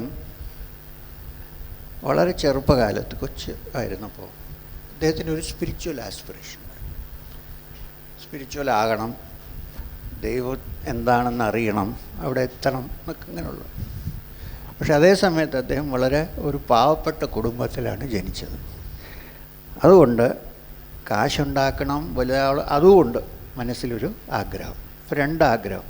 ഒന്ന് ഡിവൈൻ സ്പിരിറ്റിലേക്ക്, മറ്റത് മെറ്റീരിയൽ വെൽഫെയറിലേക്ക്. 2 സാധാരണ മനുഷ്യർക്ക് ഉണ്ടാകുന്നതാണത്. അപ്പോൾ ഈ മെറ്റീരിയൽ വെൽഫെയറിൻ്റെ ആഗ്രഹം ഓവർടേക്ക് ചെയ്തു. സ്പിരിച്വൽ ആഗ്രഹം അങ്ങ് പുറകോട്ടായിപ്പോയി, ആസ്പിറേഷൻ. അതുകൊണ്ട് അദ്ദേഹം കുറേ കാശൊക്കെ ഉണ്ടാക്കി, വലിയ ആളായി. ആ കോണ്ടെക്സ്റ്റിൽ വലിയ ആളായെന്ന് പറഞ്ഞാൽ വലിയ മെർച്ചൻ്റായി, കാരവാൻസൊക്കെ ആയി, പലയിടത്തും പോകാനൊക്കെ തുടങ്ങി. 55 വയസ്സായപ്പോൾ അദ്ദേഹത്തിന് തോന്നി, ഇതുകൊണ്ട് വലിയ കാര്യമൊന്നുമില്ലല്ലോ ഇത്, ഞാൻ ഇത്രയും പാടുപെട്ട് ഇതൊക്കെ എൻ്റെ കയ്യിലുണ്ട്, പക്ഷെ മനസമാധാനവും സന്തോഷം കാണുന്നില്ല. ദിനാറ് കൊണ്ട് ഇത്രയൊക്കെ വാങ്ങിക്കാൻ പറ്റുള്ളൂ, ഇതിൽ കൂടുതലൊന്നും കിട്ടില്ല. പിന്നെയും ചിന്തിക്കാൻ തുടങ്ങി. അപ്പോൾ പണ്ട് ഉണ്ടായിരുന്ന ആഗ്രഹമുണ്ടല്ലോ, സ്പിരിച്വൽ ആഗ്രഹം, ഇതൊരു ചെറിയ ഫ്ലെയിം പോലെ അപ്പോഴും അകത്ത് കത്തുന്നുണ്ടായിരുന്നു. അപ്പോൾ അദ്ദേഹം പറഞ്ഞു, ഇനി നമുക്ക് അങ്ങോട്ട് തിരിയാം, ഇത് കഴിഞ്ഞു, ഇതുകൊണ്ടൊന്നും എനിക്ക് കാര്യമൊന്നും നടന്നിട്ടില്ല, ഒന്നും നേടിയിട്ടില്ല, ഞാൻ വിചാരിച്ച പോലെ മാറാം. അദ്ദേഹം റിട്ടയർ ചെയ്തു. എന്നുവെച്ചാൽ ഗൃഹസ്ഥ കഴിഞ്ഞിട്ട് അടുത്ത സ്റ്റേജ് വാനപ്രസ്ഥയിലേക്ക് പോയി. റിട്ടയർ ചെയ്തിട്ട് പ്രോപ്പർട്ടീസ് എല്ലാം കുട്ടികൾക്കെല്ലാം കൊടുത്തു. കുറച്ച് കാശ് കൊണ്ട് അദ്ദേഹം, അവിടെയൊക്കെ മരുഭൂമി ആയതുകൊണ്ട് ഏറ്റവും നല്ല സ്ഥലം ഓയസിസാണ്, വെള്ളമൊക്കെ കാണും. അവിടെ ഒരു ചെറിയ കുടീരം കെട്ടി, ഒരു കോട്ടേജ് കെട്ടിയിട്ട്, പക്ഷെ ഇത്രയും കാലം അദ്ദേഹം മെറ്റീരിയൽ വെൽഫെയറിലായിരുന്നുവെങ്കിലും കുറേ വായിച്ചിട്ടുണ്ടായിരുന്നു, ആധ്യാത്മികമായിട്ടുള്ള പുസ്തകങ്ങളൊക്കെ. അപ്പോൾ ഒരു ലൈബ്രറി ഉണ്ട്. ഇതുമൊക്കെ ആയിട്ട് ആ കോട്ടേജിൽ പോയി ഈ ബുക്സെല്ലാം അവിടെ കൊണ്ടുപോയി. വർഷങ്ങളായിട്ട് വളരെ ഒരു റിച്ച് മാനായിട്ട് ജീവിച്ചതുകൊണ്ട് അദ്ദേഹത്തിന് ആഹാരം പോലും വയ്ക്കാൻ അറിഞ്ഞുകൂടാ. ആരെങ്കിലും കൊണ്ടുപോയാൽ അവിടെ കുഴപ്പമാവും. അതുകൊണ്ട് ഒറ്റയ്ക്കാണല്ലോ പോകുന്നത്. അങ്ങനെ ഒരു വില്ലേജിൽ പോയി ഒരു കുക്കിനെ കണ്ടുപിടിച്ചു. എന്നുവെച്ചാൽ അധികം സംസാരിക്കാത്ത ആൾ, അല്ലെങ്കിൽ വലിയ ഡിസ്റ്റർബൻസ് ആവും, മെഡിറ്റീവ് ഇയാൾ പോലെ കഥകളൊക്കെ ഒന്നും മിണ്ടാത്ത ഒരാൾ, ഒരു നല്ല കുക്കിനെ അങ്ങോട്ട് ഹയർ ചെയ്ത് അയാളെയും കൊണ്ട് അങ്ങ് പോയി കുടീരത്തിൽ. അവിടെ പോയി 7 കൊല്ലം അദ്ദേഹം മെഡിറ്റേറ്റ് ചെയ്യും. അദ്ദേഹത്തിന് അറിയാവുന്നതെല്ലാം മെഡിറ്റേറ്റ് ചെയ്യും, ബുക്ക് വായിച്ചു ഒക്കെ ചെയ്യും. 7 കൊല്ലം കഴിഞ്ഞപ്പോൾ അദ്ദേഹത്തിന് തോന്നി, ഞാൻ ഈ തേടുന്ന സംഗതി ഒരു ഗൈഡില്ലാതെ, ശരിക്കുള്ളൊരു ഗുരു ഗൈഡില്ലാതെ കണ്ടുപിടിക്കാൻ പറ്റില്ല എന്ന് അദ്ദേഹത്തിനൊരു ബോധ്യം. അപ്പം എന്ത് ചെയ്യും? അദ്ദേഹം അവിടെ നിന്ന് ഇറങ്ങി പലയിടത്തും പോയി അന്വേഷിക്കാൻ തുടങ്ങി. ആരെങ്കിലും വലിയ ഷേക്ക് ഉണ്ടോ? ഷേക്ക് എന്ന് പറഞ്ഞാൽ റൂളേഴ്സ് അല്ല, ഷേക്ക് എന്ന് പറഞ്ഞാൽ ശരിക്ക് റിലീജിയസ് ആയിട്ടുള്ള ആളാരെങ്കിലും ഉണ്ടോ തിരക്കി ഒരിടത്ത്. ഇങ്ങനെ പലയിടത്തും പോയി, ചില ഗുഹയിലൊക്കെ ഇരിക്കുന്ന ആളുകളുണ്ട്, ഡെസേർട്ടിൽ, അവരെയൊക്കെ കണ്ടു. സാറ്റിസ്ഫാക്ഷൻ ഇല്ല. അങ്ങനെ ഇരുന്നപ്പോൾ ഒരാൾ വരുന്ന കണ്ടു. അദ്ദേഹം കണ്ടപ്പോൾ ഋഷിൻ്റെ പോലെയുണ്ട് കണ്ടിട്ട് രൂപം, വലിയ താടിയും തലയിൽ ഒരു കെട്ടൊക്കെ കെട്ടി റോസറിയൊക്കെ ഇട്ട് ഒരാൾ വരുന്നു. മുഖം കണ്ടപ്പോൾ വളരെ ഒരു ഹോളി മാനാണെന്ന് അദ്ദേഹത്തിന്. അദ്ദേഹം ചെന്ന് അദ്ദേഹത്തിനെ ഗ്രീറ്റ് ചെയ്തു. എന്നെ ഗുരുവായിട്ട്, എന്നെ ശിഷ്യനായിട്ട് അക്സെപ്റ്റ് ചെയ്യാൻ പറ്റുമോ എന്ന്. അദ്ദേഹം പറഞ്ഞു, എന്നെ കണ്ടാൽ നിനക്ക് എങ്ങനെ അറിയാം ഞാനൊരു വലിയ സ്പിരിച്വൽ അറ്റൈൻമെൻറ്റുള്ളത്? അല്ല, അങ്ങനെ കണ്ടാൽ അങ്ങനെ തോന്നുന്നുണ്ട്. പുള്ളിവർക്ക് കാണുന്നതിലും വാസ്തവത്തിലും വ്യത്യാസമുണ്ട്, അത് പോട്ടെ. പക്ഷെ നിന്നെ ഞാൻ ശിഷ്യനായിട്ട് എടുക്കണമെങ്കിൽ ഒരു വലിയ പ്രോബ്ലം ഉണ്ട്. എന്താണത്? എൻ്റെ ഗുരുവിനോട് ചോദിച്ചിട്ടേ എനിക്ക് നിന്നെ എടുക്കാൻ പറ്റൂ. പുള്ളി പറഞ്ഞു, അങ്ങേക്കും ഗുരു ഉണ്ടോ? ആ ഉണ്ട്. അദ്ദേഹം പെർമിഷൻ തന്നാലേ ഞാൻ ശിഷ്യനായിട്ട് എടുക്കുകയുള്ളൂ. അദ്ദേഹം പറഞ്ഞു, അത് വളരെ എളുപ്പമല്ലേ, അദ്ദേഹത്തിനോട് ചോദിച്ചിട്ട് എന്നെ ശിഷ്യനായിട്ട് എടുത്താൽ പോരെ? അദ്ദേഹം പറഞ്ഞു, അതാണ് ഈ പ്രശ്നം. 7 കൊല്ലമായിട്ട് അദ്ദേഹത്തിനെ കാണാനില്ല. അദ്ദേഹം എവിടെ പോയെന്ന് എനിക്കൊരു പിടിയില്ല. അദ്ദേഹം ഞാനിപ്പോൾ തേടിക്കൊണ്ടിരിക്കുകയാണ് ഇവിടെയെല്ലാം. അദ്ദേഹത്തിനെ കണ്ടുപിടിച്ച് കഴിഞ്ഞിട്ട് ഞാൻ ചോദിച്ചിട്ട് നിന്നെ ശിഷ്യനായിട്ട് എടുക്കാം. അദ്ദേഹം പറഞ്ഞൊരു കാര്യം ചെയ്യാം, ഒറ്റയ്ക്കല്ലേ തേടുന്നേ, ഞാനും കൂടെ വരാം ഹെൽപ്പ് ചെയ്യാൻ. അപ്പോൾ ആ ഗുരുവിൻ്റെ ഒരു ഡിസ്ക്രിപ്ഷൻ തരികയാണെങ്കിൽ ഞാനും കൂടെ ഹെൽപ്പ് ചെയ്യാം. അപ്പം അദ്ദേഹം പറഞ്ഞു, അദ്ദേഹം ഒരു പൊക്കം കുറഞ്ഞ ഒരാളാണ്, മുകളിൽ വസ്ത്രമൊന്നും ഉടുക്കുകയില്ല, താഴെ മാത്രം ഒരു ലുങ്കി ഉടുക്കുന്ന ഒരാളാണ്. എപ്പോഴും റൈറ്റ് ഷോൾഡറിൽ ഒരു ടവൽ കാണും, ഒരു തുണി. ഇങ്ങനെ ഒരാളാണ്. കണ്ടാൽ ആരും ഒന്നും പറയില്ല, നോൺ ഡിസ്ക്രിപ്റ്റാണ്. പക്ഷേ ഒരു ക്വാളിഫൈ എന്താണ്, നല്ല കുക്കാണ് അദ്ദേഹം, നന്നായിട്ട് പാചകം ചെയ്യും. ഇയാൾ പറഞ്ഞു, ഒരു മിനിറ്റ്, നിങ്ങളീ പറയുന്ന ഡിസ്ക്രിപ്ഷൻ കേട്ടിട്ട് എൻ്റെ കുക്കിൻ്റെ ഡിസ്ക്രിപ്ഷനാണല്ലോ ഇത്, അപ്പോൾ ഒന്ന് എൻ്റെ വീട്ടിൽ വരാമെന്ന് പറഞ്ഞ് അദ്ദേഹത്തിനെ വിളിച്ചുകൊണ്ട് പോയി. അവിടെ ചെന്നപ്പോൾ കിച്ചണിലെ ഡോറ് തുറന്ന് ഷോൾഡറിൽ ഇങ്ങനെ തോർത്തിട്ടിട്ട് ഒരാൾ ഇറങ്ങി വന്നു. അതിൻ്റെ കുക്ക് ഇറങ്ങി വന്നപ്പോൾ ഇദ്ദേഹം അയാളെ കാൽക്കൽ വീട്, എവിടെയായിരുന്നു 7 കൊല്ലമായിട്ട് ഞാൻ തേടുകയാണ്, ഞാൻ ഇയാളുടെ വീട്ടിൽ കിച്ചണിൽ കുക്ക് ചെയ്യായിരുന്നു. പക്ഷെ ഇയാളിപ്പോൾ ഗുരുവായിട്ട് കിടക്കുകയാണല്ലോ. പറഞ്ഞത് 7 കൊല്ലമായി ഇയാളെ കൺവിൻസ് ചെയ്യാൻ ഒരാവശ്യം ഉണ്ടെന്നുള്ളത്. ഇനിയിപ്പോൾ നിനക്ക് ഞാൻ പെർമിഷൻ കൊടുത്തിരിക്കുന്നു, നീ അവനെ ശിഷ്യനായിട്ടെടുത്തോ, എനിക്ക് വേറെ പണിയുണ്ടെന്ന് പറഞ്ഞ് അദ്ദേഹം ഇറങ്ങി അങ്ങ് പോയി. ഇതൊരു സൂഫി കഥ, സെൻ സ്റ്റോറി പോലെയാണ്. ഇതിൽ പല അർത്ഥങ്ങളുമുണ്ട്. എന്നുവെച്ചാൽ ഞാൻ ഗുരുവാണെന്ന് പറഞ്ഞ് കിടക്കുന്ന സാധാരണ ഗുരുക്കന്മാരുണ്ടാവില്ല. ചിലപ്പോൾ വീട്ടിൽ നിൽക്കുന്ന ഗാർഡനർ വളരെ വയസ്സായി സ്പിരിച്വലായിട്ടുള്ള ഒരാളായിരിക്കും, പറയാൻ പറ്റില്ല. അവർക്കൊരു യൂണിഫോമോ അവർക്കൊരു സ്പെഷ്യൽ ക്യാരക്ടറിസ്റ്റിക്സ് ഒന്നും കാണാൻ പറ്റില്ല. ഒരെണ്ണമുണ്ട്, ഒരു കാര്യം ശ്രദ്ധിക്കുക, അതിനെ ഗീതയിൽ സർവത്ര സമബുദ്ധയ എന്ന് പറയും. ഏത് സിറ്റുവേഷനിലും കളങ്കമില്ലാതെ മനസ്സ് ശാന്തമായി നിർത്തുന്ന ആളാണോ എന്ന് നോക്കിക്കൊണ്ടാൽ മതി. സ്തുതി പറഞ്ഞാലും നിന്ദ പറഞ്ഞാലും അനങ്ങാതെ ഒരേ ശാന്തമായിട്ട് നിൽക്കുന്നതാണെങ്കിൽ അവരുടെ അടുത്ത് പോയി ഇൻസ്ട്രക്ഷൻ ചോദിക്കുന്നത് വളരെ നല്ലത്. ചിലപ്പോൾ വലിയ പഠിത്തമൊന്നും കാണില്ല, ചിലപ്പോൾ വേറെ കാർപ്പൻ്ററായിരിക്കും. അറിയാമല്ലോ ഞാൻ പറയുന്നതിൻ്റെ അർത്ഥം, കാർപ്പൻ്ററിൻ്റെ മകനായിരിക്കാം, പക്ഷെ ഇവിടെ വേറെ.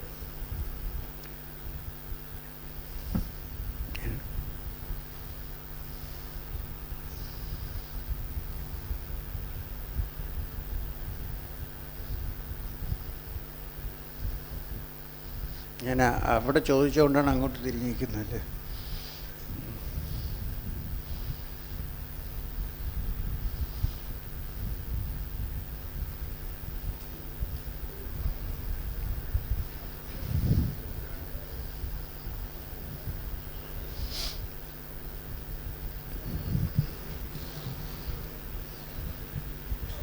സാർ എവിടെയോ വായിച്ചിട്ടുണ്ട് ഇങ്ങനെ. പേരെന്താണ്? പേര് സ്റ്റെഫിൻ.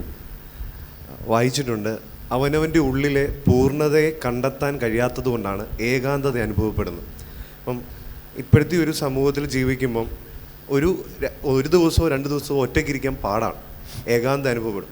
അപ്പം ഒരു 3 വർഷക്കാലം ഹിമാലയത്തിൽ ഒരു ഗുഹയിലിരിക്കുക എന്ന് പറയുമ്പം ഉറപ്പായും എന്നെ സംബന്ധിച്ചിടത്തോളം ഒരു ഏകാന്തത ഫീൽ ചെയ്യുന്ന പോലെ തോന്നുന്നുണ്ട്. അപ്പോൾ അതിനെ ഓവർകം ചെയ്യാൻ എങ്ങനെയാണ് ഉള്ളിലെ പൂർണ്ണതയെ കണ്ടെത്താൻ കഴിഞ്ഞതാണോ എന്നൊരു ചോദ്യം. 2, വായനകളിൽ ഒരുപാട് അന്വേഷിച്ച് എന്നാലും അറിയാൻ പറ്റാത്തൊരു സമൂഹമുണ്ട്, പ്രത്യേകിച്ച് അഘോരികളെ കുറിച്ചാണ്. അഘോരികൾ. അപ്പം ഹിമാലയത്തെക്കുറിച്ച് നമുക്ക് അറിയാവുന്ന അറിവ് പരിമിതമാണ്. പ്രത്യേകിച്ച് വായിക്കുന്നതിൽ പോസിറ്റീവായിട്ടും നെഗറ്റീവായിട്ടും അവതരിപ്പിക്കുന്നുണ്ട്. മലയാളത്തിൽ തന്നെ നെഗറ്റീവായി അവതരിപ്പിക്കുന്ന ബുക്കുകളുണ്ട്. അപ്പം ഇതിനെക്കുറിച്ച് ഈ ഒരു കണക്ക് നോക്കിയാൽ ഒരു സ്പിരിച്വൽ ലൈഫ് ചിലപ്പം മറ്റു മതങ്ങളുമായി ബന്ധപ്പെടുത്താൻ പറ്റുന്ന സ്പിരിച്വൽ ലൈഫ് അവർക്കും ഉണ്ടാകും. അപ്പം അവരെക്കുറിച്ചുള്ള ഒരു അഭിപ്രായം കൂടെ പറഞ്ഞാൽ അതൊരു ഉപകാരപ്രദമാകും.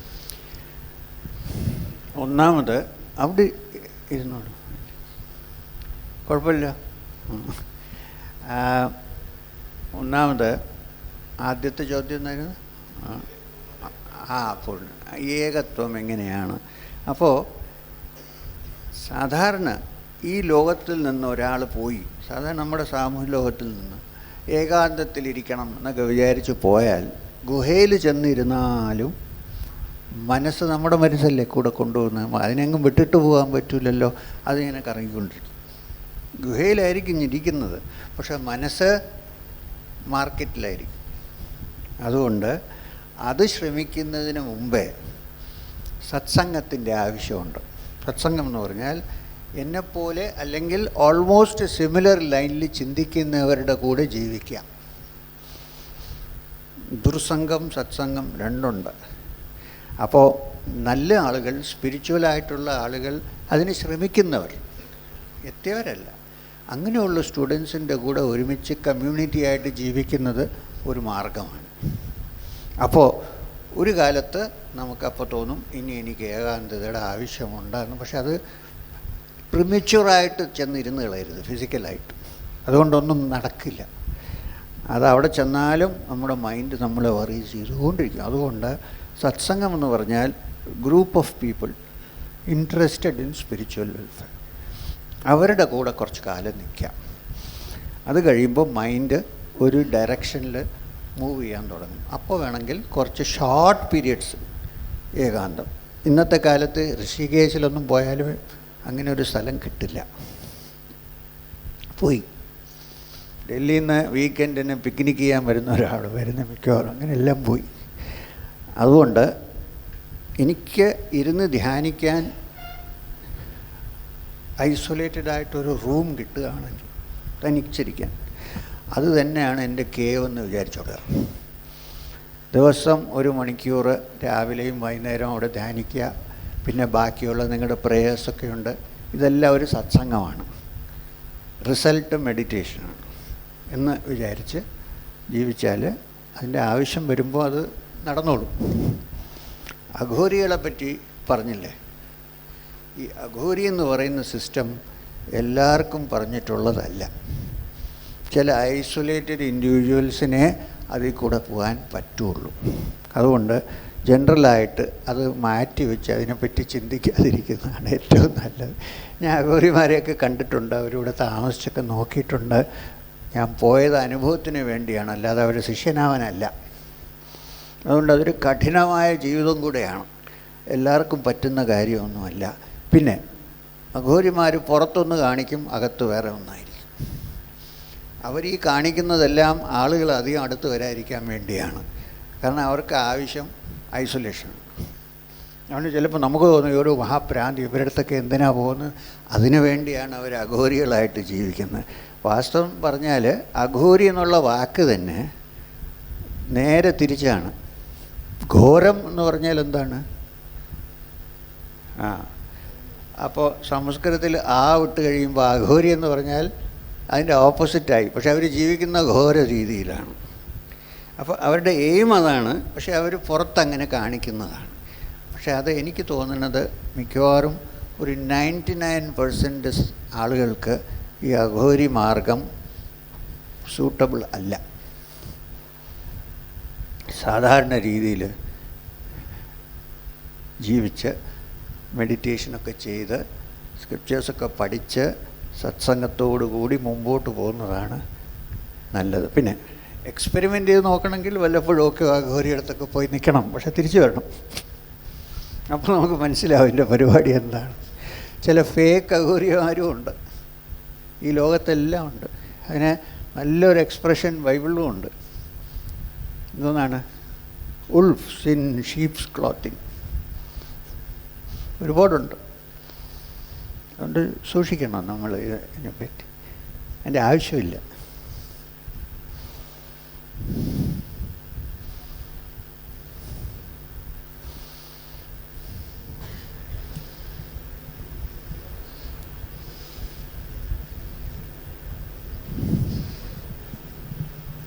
സാറ് ഒരു വിസ്മയമാകുന്നത് പ്രത്യേകിച്ച് സാറിൻ്റെ ശ്രീ എം എന്നുള്ള ഇതിൽ എം എന്ന ലെറ്റർ സൂചിപ്പിക്കുന്നത് മനുഷ്യൻ എന്നുള്ളതാണെന്ന് ഞാനൊരു പുസ്തകത്തിൽ വായിച്ചിട്ടുണ്ട്. അതാണ് സാറിനോട് ഇന്ന് രാവിലെയാണ് ആ പുസ്തകം ഞാൻ വായിച്ചുകൊണ്ടിരുന്നത്. അപ്പോൾ പ്രത്യേകിച്ച് സാറ് ഇങ്ങനെയൊക്കെ പുറപ്പെട്ട് പോകുമ്പോൾ ആരെങ്കിലും സാറിന് ഭ്രാന്തുണ്ട് എന്ന് പറഞ്ഞിട്ടുണ്ടോ എന്നൊരു ചോദ്യമാണ്. പിന്നീട് എനിക്കുള്ളത്, ഗുരുവിനോടുള്ള ഭക്തി അത് കൂടിയാൽ പ്രശ്നമാണോ, അതോ ഗുരുവിനോട് ഭക്തി കൂടിയാൽ അത് പ്രശ്നമാണോ, അതോ ഗുരുവിൻ്റെ ഉപദേശങ്ങളെയാണോ ഞങ്ങൾ സ്നേഹിക്കേണ്ടത് എന്നുള്ളതൊന്ന് പറഞ്ഞു തരും. നല്ല ചോദ്യം. രണ്ടും വളരെ ഇമ്പോർട്ടൻ്റ് ആയിട്ടുള്ള ചോദ്യങ്ങളാണ്. ശരിക്കും പലരും, എൻ്റെ മാതാപിതാക്കന്മാർ ഇൻക്ലൂഡിങ്, എനിക്ക് വട്ടാണോ എന്ന് വിചാരിച്ചിട്ടുണ്ട്.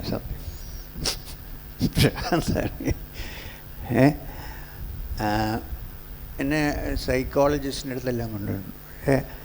ഒരു നല്ല സൈക്കോളജിസ്റ്റായിരുന്നു. അദ്ദേഹം പറഞ്ഞു, ഇദ്ദേഹമായിട്ട് ഞാൻ സംസാരിച്ചോളാം.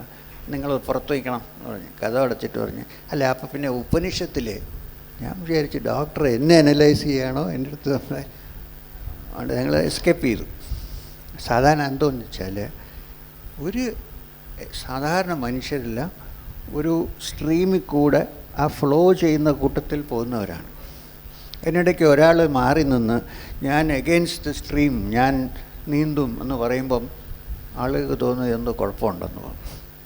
എല്ലാവർക്കും തോന്നി. എൻ്റെ കാര്യത്തിൽ വളരെ സീരിയസ് ആയിട്ട് അങ്ങനെ തോന്നിയിട്ടുണ്ട് പലർക്കും. എൻ്റെ ഒരു ചോദ്യമേ ഉള്ളൂ, ശരിക്കും ഭ്രാന്തില്ലാത്ത ആൾ ലോകത്തുണ്ടോ? എനിക്ക് തോന്നുന്നില്ല. എന്തെങ്കിലുമൊക്കെ ഒരു ഭ്രാന്ത് കാണുമാണ്. അതുകൊണ്ട് ഞാൻ ഈ ചിലർ പറയും ഇന്ന ആൾക്ക് സ്കിസോഫ്രീനിയാണ്. ഞാൻ അങ്ങനെ പറയരുത്. കാരണം എന്നറിയാമോ, നമ്മളെല്ലാം ഒരു വിധത്തിൽ സ്കിസോഫ്രെനിക്കാണ്. കാരണം എന്ന് വെച്ചാൽ സ്കിസോ എന്ന് പറഞ്ഞാൽ എന്താണ്? സ്പ്ലിറ്റ്. ഫ്രെനിയ എന്ന് പറഞ്ഞാൽ ബ്രെയിനാണ്, സ്പ്ലിറ്റ് ബ്രെയിനാണ്. നമ്മളെല്ലാവരും പല റേഷ്യോയിലും പല പെർസെൻറ്റേജിലും സ്പ്ലിറ്റാണ്. പല പേഴ്സണാലിറ്റീസ് ഉണ്ട് നമ്മുടെ ഉള്ളിൽ. ചില സമയത്ത് ഇത് വരും, ചിലപ്പോൾ അത് വരും, അല്ലേ? അപ്പോൾ അതിനെപ്പറ്റി ചിന്തിക്കരുത്. നമ്മൾ ട്രൂത്തിന് വേണ്ടി സെർച്ച് ചെയ്യുമ്പോൾ അങ്ങനെയൊക്കെ പലരും പറയും. അതുകൊണ്ടൊന്നും നമ്മൾ കാര്യമാക്കണ്ട. വലിയ വലിയ ആളുകൾ തന്നെ പറഞ്ഞിട്ടുണ്ട്, നമ്മളെ വിടുമോ? വിടില്ല. രണ്ടാമത്തെ ചോദ്യം, അത് ഞാൻ എന്നും നമ്മുടെ കൂടെ വളരെ ക്ലോസ് ആയിട്ടുള്ളവരുടെ അടുത്ത് പറയുന്ന ഒരു കാര്യമാണ്. ഇതിനെ വളരെ ഇമ്പോർട്ടൻ്റ് ആക്കരുത്, ഞാൻ പറയുന്നത് കേട്ട് ചെയ്താൽ മതി. ഞാൻ റിപ്പീറ്റ് ചെയ്ത് എനിക്ക് മതിയായി. എല്ലാവരും വന്ന് എന്നെ കെട്ടിപ്പിടിക്കാമെന്നല്ലാതെ ഞാൻ പറയുന്നത് എന്താണെന്ന് കേൾക്കണ്ടേ. അതാണ് ഏറ്റവും വലിയ ഇമ്പോർട്ടൻ്റ് ആയിട്ടുള്ളത്. ഞാൻ പല പ്രാവശ്യം പറയാറുണ്ട്, അത് വാസ്തവമാണ്. പിന്നെ എൻ്റെ ഗുരു അതെങ്ങനെയാണ് ഹാൻഡിൽ ചെയ്യുന്നത് ചോദിച്ചാൽ, ഞാനും ഒരു കാലത്ത് വലിയൊരു ആരാധകനായിട്ട് മാറി. അദ്ദേഹത്തിനെ കാണാതിരിക്കാൻ പറ്റൂല, അദ്ദേഹത്തിന് കണ്ടില്ലെങ്കിൽ എനിക്കൊരു മനസ്സിനൊരു വെപ്രാളം, ഇങ്ങനെയൊക്കെയായിരുന്നു. അദ്ദേഹത്തിന് നല്ല മരുന്ന്. ഇടയ്ക്ക് അങ്ങനെ വളരെ അറ്റാച്ച്ഡ് ആകുമ്പോൾ അദ്ദേഹം പറയും ഇവിടുന്ന് പൊയ്ക്കോന്ന് പറയും. ആദ്യത്തവണ അങ്ങനെ പറഞ്ഞപ്പോൾ ഞാൻ വിചാരിച്ചു ഇതെന്തൊരു കഷ്ടമാണ്. ഞാൻ എല്ലാം കളഞ്ഞിട്ട് ഇവിടെ വന്ന് ലൈഫ് മുഴുവൻ ഡെഡിക്കേറ്റ് ചെയ്ത് താമസിക്കുമ്പോൾ അദ്ദേഹം നാന്തി പൊയ്ക്കോ എന്ന് പറഞ്ഞാൽ എന്താണ് ഗതി? നമുക്കൊരു സ്റ്റെപ്പ് ചെയ്യാനുള്ള എർത്ത് പോലും ഇല്ലാത്തൊരു ഫീലിംഗ്. അത് അദ്ദേഹം ഡെലിബറേറ്റായിട്ട് ചെയ്തതാണ്. കാരണം കൂടുതൽ ഫോമിനോട് അറ്റാച്ച്ഡ് ആവാതെ ടീച്ചിങ്സ് മനസ്സിലാക്കി അത് കഴിഞ്ഞ് തിരിച്ചു വിളിക്കും. ആ ഒരു മനസ്സ് സെറ്റിലായി കഴിയുമ്പോൾ തിരിച്ചു വരാൻ പാടും. അപ്പോൾ അത് ഇമ്പോർട്ടൻ്റ് ആണ്. ആദ്യം നമ്മൾ ടീച്ചിങ്സ് മനസ്സിലാക്കുക. ടീച്ചിങ്സ് നാച്ചുറലായിട്ട് നമുക്ക് അങ്ങനെ ഒരു അറ്റാച്ച്മെൻറ്റ് തോന്നും, പക്ഷേ സോഴ്സ് അതായതുകൊണ്ട്. പക്ഷേ ആ ഫിഗറിന് അത് ഇമ്പോർട്ടൻസ് കൊടുക്കണ്ട, അതിൻ്റെ സ്പിരിറ്റിന് മാത്രം ഇമ്പോർട്ടൻസ് കൊടുത്ത് ചെയ്യുന്നതാണ് ഏറ്റവും നല്ലത്. രണ്ടാമത്തെ ഡേഞ്ചർ എന്താണെന്ന് വെച്ചാൽ ഇന്നത്തെ കലിയുഗമാണിത്. ചിലപ്പോൾ നമ്മൾ നല്ല യോഗി എന്നൊക്കെ വിചാരിച്ച് ഭയങ്കര അറ്റാച്ച്ഡ് ആയി കഴിഞ്ഞ് കുറച്ച് കഴിയുമ്പോൾ മനസ്സിലാവും ഫ്രോഡാണെന്ന്. അപ്പോൾ എന്ത് ചെയ്യും? എങ്ങും ഇല്ലാതായിപ്പോവും. അതുകൊണ്ട് ടീച്ചിങ്സാണ് ഏറ്റവും ഇമ്പോർട്ടൻറ്റ്. ഭക്തി ഡിസ്റെസ്പെക്റ്റ് ചെയ്യണമെന്നല്ല പറയുന്നത് ഗുരുവിന്. ഗുരു ആണ് നമ്മളെ പഠിപ്പിക്കുന്നത്, റെസ്പെക്റ്റ് ചെയ്യണം, അതിൽ സംശയമൊന്നുമില്ല. പക്ഷേ ആ ഫോമിനെക്കാട്ടും കൂടുതൽ അറ്റാച്ച്മെൻറ്റ് ടീച്ചിങ്സിലേക്ക് വരും എന്ന് എൻ്റെ അനുഭവം. ആരും പറഞ്ഞാൽ കേൾക്കൂല, പക്ഷെ അങ്ങനെയാണ്.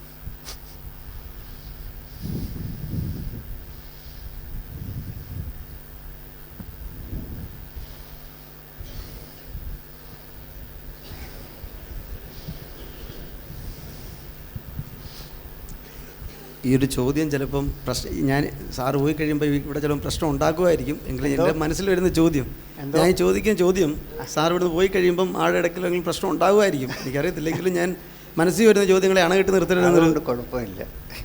ഒന്ന്, ഇവിടെ പറഞ്ഞു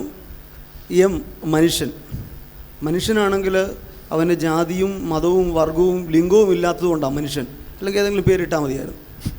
എന്നാൽ പ്രാക്ടീസ് ചെയ്തത് സനാതനധർമ്മമാണ്, പറയുന്നതും സനാതനധർമ്മത്തിൽപ്പെട്ട കാര്യങ്ങളുമാണ്. ഇവിടെ വേദോത്സവം അധികരിച്ച് സംസാരിച്ചുവെങ്കിലും ഒരു ഇസ്ലാമായിരുന്ന സാറ് ഹൈന്ദവം അല്ലെങ്കിൽ സൈന്ധവധർമ്മം സനാതനധർമ്മം തിരഞ്ഞെടുക്കാനുള്ള കാരണം എന്ത്? പിന്നെ ഇന്ന് പത്രത്തിൽ രാവിലെ കണ്ടു, ഇത് വരുമെന്ന് പറഞ്ഞില്ല, പത്രത്തിൽ കണ്ടായിരുന്നു, ഈ കലിയുഗത്തിൽ ഭക്തികർമ്മത്തിലാണ് നമ്മൾ വേരൂന്നേണ്ടെന്നും പറഞ്ഞു. അങ്ങനെയെങ്കിൽ ഏത് ഭക്തികർമ്മത്തിലാണ് വേരൂന്നേണ്ടുന്നത്? ഏത് രീതിയിലുള്ള ഭക്തികർമ്മം? കാരണം ഈ വേൾഡിൽ ഭക്തി എന്ന് പറഞ്ഞാൽ ഇച്ചിരി ഡിവൈനായിട്ടുള്ള മനുഷ്യർക്ക് മനസ്സിലാവും, ഗോഡാണ് അല്ലെങ്കിൽ പറയാം. പക്ഷേ ഇത് നമ്മളിപ്പം സെക്റ്റാക്കിയേക്കുക ഓരോ മതവും ജാതിയുമായിട്ട്. അങ്ങനെയെങ്കിൽ ഏത് ഭക്തികർമ്മത്തിലൂടെ? കാരണം ഞാൻ ഒരു ക്രിസ്ത്യൻ ആയതുകൊണ്ട് എൻ്റെ വിശ്വാസം ക്രിസ്തുവിലൂടെ മാത്രമേ ഉള്ളൂ രക്ഷയെന്ന്. അങ്ങനെയുള്ള എൻ്റെ അടുക്കൽ ഭക്തി എന്ന് പറയുമ്പോൾ ഞാൻ ക്രിസ്തുവിനെ ഭജിക്കും. അങ്ങനെയെങ്കിൽ സാറ് പ്രാക്ടീസ് ചെയ്തത് സൈന്ധവധർമ്മമോ അല്ല സനാതനധർമ്മമോ? സാറിൻ്റെ പെർസ്പെക്റ്റീവ് അതിലൂടെ ആയിരിക്കും പോകുന്നത്. അങ്ങനെയെങ്കിൽ പിന്നെ മനുഷ്യൻ്റെ മഹത്വം ഉയർത്തിപ്പിടിക്കുവാനും അനുഭവിച്ച അറിവിനെ പകർന്നു കൊടുക്കുവാനായിട്ടും സഞ്ചരിക്കുകയും സിദ്ധാന്തമല്ല ഉൾക്കാമ്പാണ് കണ്ടുപിടിക്കേണ്ടതെന്നും പറഞ്ഞു നടക്കുന്ന സാറ് എന്തുകൊണ്ട് പിന്നെ ഇസ്ലാമിലേക്ക് തന്നെ തിരിച്ചു പോയില്ല? ഇത് എന്തോ ആണെന്ന് പറഞ്ഞു തരികയാണെങ്കിൽ, കാരണം പ്രത്യേകിച്ച് ഈ ഫ്ലോറ് ഒരു തിയോളജിക്കൽ സെമിനാറിൻ്റെ ഫ്ലോറാണ്. അപ്പം എപ്പോഴും ഞങ്ങൾ ആ രീതിയിലെ ഞങ്ങളുടെ പെർസ്പെക്ഷൻ അതാ. അതെന്താന്ന് പറഞ്ഞു തരാമോ? കാരണം ഇപ്പം ഈ മാക്സിൻ്റെ പറഞ്ഞ പോലെ കറുപ്പാണ് ഈ ലോകത്തെ മയക്കുന്ന കറുപ്പാണ് മതമെന്നൊക്കെ പറയുമ്പം ഈ കാലത്ത് അത് കൂടുതൽ സത്യവുമാണ്. കാരണം നമുക്ക് ബില്ല് മുതൽ ഇങ്ങോട്ട് നോക്കിയാൽ, ഞാനിവിടെ വെളിയിൽ നിന്നുള്ള ആൾക്കാരെല്ലാം പറയാമല്ലോ, ഈ പൗരത്വ ബില്ല് മുതൽ ഇങ്ങോട്ട് നോക്കിയാൽ തന്നെ അതിൻ്റെ കൂടുതൽ സാധ്യതയുമുണ്ട്. അപ്പം ഏത് രീതിയിലാണ് ഞങ്ങൾ ഈ ഭക്തിയെ മനസ്സിലാക്കേണ്ടത്? എമ്മെന്നുള്ള പേര് ധരിച്ചുവെങ്കിലും അതിൽ ഉപനയനം നടത്തിയെങ്കിലും ഇപ്പോഴും പലയിടത്തും ഒരു മതത്തിൻ്റെ സങ്കല്പം കിടപ്പുണ്ട്. അത് നമ്മുടെ റീഡിങ്ങിലൂടെ മനസ്സിലാകുന്നു, കേൾക്കുന്നതിലൂടെ. അപ്പോൾ എന്താണ് ഇതിൽ നിന്ന് ഉദ്ദേശിക്കുന്നത്? ഈ ഒരു പേര് മാറ്റിയത് കൊണ്ട് എൻ്റെ ഉള്ളിലെ കാമ്പ് മാറുമോ? അല്ലെങ്കിൽ ഏത് ഭക്തിയാണ് ചെയ്യേണ്ടത്? പേര് മാറ്റുന്നത് കൊണ്ട് ഇരുന്നോളൂ. പേര് മാറ്റുന്നത് കൊണ്ട് ഒരിക്കലും മനസ്സ് മാറും എന്ന് ചിന്തിക്കേണ്ട. അങ്ങനെ ഉണ്ടാകും. ഇപ്പോൾ എൻ്റെ പേര് ഞാൻ കൺവേർട്ടായോ മാറ്റിയിട്ടോ ഒന്നുമില്ല. എല്ലാവരും എന്നെ ഇങ്ങനെ ശ്രീ എം എന്ന് പറയുന്നേ ഉള്ളൂ. ഞാൻ എൻ്റെ പാസ്പോർട്ടിൽ എൻ്റെ പേര് മുംതാസ് അലി ഖാൻ എന്നാണ്. ഖാൻ ഞാൻ പണ്ടേ വിട്ടു, അതെന്തോ ഒരു ചെങ്കിസ് ഖാൻ്റെ ഓർമ്മ വന്നുണ്ട്, അത് ഡ്രോപ്പ് ചെയ്ത്. പിന്നെ എൻ്റെ പാൻ കാർഡ്, എൻ്റെ ആധാർ കാർഡ്, എൻ്റെ പാസ്പോർട്ടെല്ലാം ഞാൻ ജനിച്ച പേരിൽ തന്നെയാണ്. ഒന്നുമില്ല. എമ്മെന്ന് പറയുന്നതിൻ്റെ കാരണം എൻ്റെ പേരിൻ്റെ ആദ്യത്തെ അക്ഷരവും എമ്മാണ്. എന്നെ നാത്ത് സമ്പ്രദായത്തിൽ ദീക്ഷ തന്നപ്പോൾ എൻ്റെ ഗുരു തന്നത് മധുകർ നാത്ത് എന്നുള്ള പേര്, അതും എമ്മാണ്. പിന്നെ എല്ലാം ചേർത്ത് പറയുകയാണെങ്കിൽ മനുഷ്യനെന്ന് പറയുന്നതിൻ്റെ അക്ഷരം എമ്മാണ്. പക്ഷെ മനുഷ്യനെന്ന് പറഞ്ഞു കഴിഞ്ഞാൽ മനുഷ്യൻ പല വിധത്തിലും ചിന്തിക്കാം, ഒരേ രീതിയിൽ തന്നെ ചിന്തിക്കണമെന്നില്ല. പക്ഷേ എന്ത് രീതിയിൽ ചിന്തിച്ചാലും ബേസിക്കായിട്ട് ഞാൻ മനുഷ്യനാണ് എന്നുള്ള ബോധം ഉണ്ടാവണം. ഞാൻ വെളിയിൽ ഞാൻ പല രീതിയിൽ ഡ്രസ്സ് ചെയ്യുകയും പല രീതിയിൽ അതൊക്കെ ഉണ്ട്. ഇപ്പോൾ ഞാൻ എൻ്റെ തലയിൽ ഇങ്ങനെ എന്ന് വെച്ചാൽ അത് ഹിന്ദുത്വം എന്നൊന്നും പറയാൻ പറ്റില്ല. ഇത് US പോകുമ്പോൾ എല്ലാവരും ഭയങ്കര ക്യൂട്ടായിരിക്കണം എന്നൊക്കെ പറയും, സ്റ്റൈലാണെന്ന് വെച്ചു. ഹിപ്പികളും ഇതുപോലെ കിട്ടുന്നുണ്ട്, അതുകൊണ്ട് കാര്യം. അപ്പോൾ ഞാനിങ്ങനെ പറഞ്ഞ ശരിയാണ്, എൻ്റെ ടീച്ചിങ്സ് കുറേ റിഫ്ലക്റ്റ് ചെയ്യുന്നത് ഹിന്ദു ഫിലോസഫി ഉപനിഷത്സൊക്കെയാണ്. ശരിയാണ്. ഞാൻ ഇസ്ലാം പ്രാക്ടിക്കലായിട്ട് വിട്ടതിൻ്റെ കാരണം ആദ്യം അതിൻ്റെ ഡോക്ട്രിൻസ് ഞാൻ പറയുന്നത് മാത്രമേ ശരിയായിട്ടുള്ളൂ, ബാക്കിയെല്ലാം തെറ്റാണെന്നുള്ളൊരു ടീച്ചിങ് എനിക്ക് അത്ര ഇഷ്ടപ്പെടാത്തത് കൊണ്ടാണ് ഞാൻ വിട്ടത്. അതിനകത്ത് ഒരുപാട് ജെന്യുവനായിട്ടുള്ള കാര്യങ്ങളുണ്ട്, ഇല്ലെന്ന് നമുക്ക് പറയാൻ പറ്റില്ല. ഒന്നാമത് ഇക്വാലിറ്റിയെക്കുറിച്ച് കുറേ അതിനകത്ത് നല്ല കാര്യങ്ങളുണ്ട്. Railway സ്റ്റേഷനിലോ എയർപോർട്ടിലോ നോക്കുകയുള്ളൂ, discipline. ഒരിടവും കിട്ടിയില്ലെങ്കിൽ അവർ തുണിയിട്ട് അവിടെ പ്രെയർ ചെയ്യും. നമ്മളെ ആളുകളാണെങ്കിൽ നാണിക്കും, ഇതെങ്ങനെയാണ് ഇവിടെ നിന്ന് പ്രെയർ ചെയ്യുന്നത്, അവർക്കങ്ങനെ ഇല്ല. അപ്പോൾ ഇതൊക്കെ നല്ല പോസിറ്റീവ് ക്വാളിറ്റീസാണ്. പക്ഷെ ഇത് മാത്രമേ ഉള്ളൂ സത്യം, ബാക്കിയെല്ലാം അന്ധവിശ്വാസമാണ് എന്ന് പറയുന്നതിൽ എനിക്ക് വ്യത്യാസം. എൻ്റെ ചിന്ത കുറച്ച് വ്യത്യസ്തമാണ്. അങ്ങനെയല്ല, പല വിധത്തിലും ഇത് കണ്ടുപിടിക്കാൻ സാധിക്കുന്നത് ഒന്നാണ് സത്യം എന്നാണ് എൻ്റെ അതുകൊണ്ട് ഇസ്ലാമിൽ ജീവിക്കുന്ന റിലിജനിലുള്ള ഒരാൾ സത്യം കണ്ടെത്തൂല എന്ന് ഞാൻ പറയാൻ തയ്യാറല്ല. ഇതിന് ആ ഒരു ക്വാളിറ്റി മാത്രം ഒന്ന് മാറ്റി വെച്ചാൽ മതി. സത്യം ഇത് എന്ന് വെച്ചാൽ ഈ കുതിരയ്ക്ക് ഈ ബ്ലൈൻഡ്സ് കിട്ടില്ല, ഇവിടെ കിട്ടിക്കഴിഞ്ഞാൽ അത് ഇങ്ങോട്ടങ്ങോട്ടൊന്നും നോക്കാൻ പറ്റും. നേരെ ഒരു വിധത്തിൽ അത് ഗോളിലെത്തും. പക്ഷെ ഇങ്ങോട്ടങ്ങോട്ട് നോക്കുമ്പോൾ പല വഴികളും ഉണ്ടെന്ന് മനസ്സിലാവും. അതില്ല, അതുകൊണ്ടാണ്. അല്ലാതെ പ്രത്യേകിച്ച് വേറെ. പിന്നെ എൻ്റെ ഗുരു വേദാന്ത നാഥ് സമ്പ്രദായത്തിൽ നിന്നൊക്കെ ആയിരുന്നു. അതുകൊണ്ട് അതിൻ്റെ ഇൻഫ്ലുവൻസ് ഉണ്ടാവും.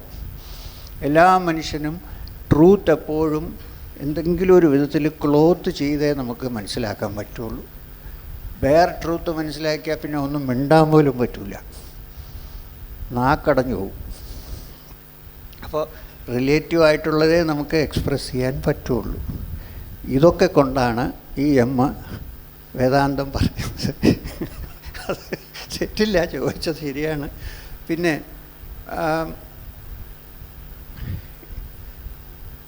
എനിക്ക് ഏത് റിലിജനോടും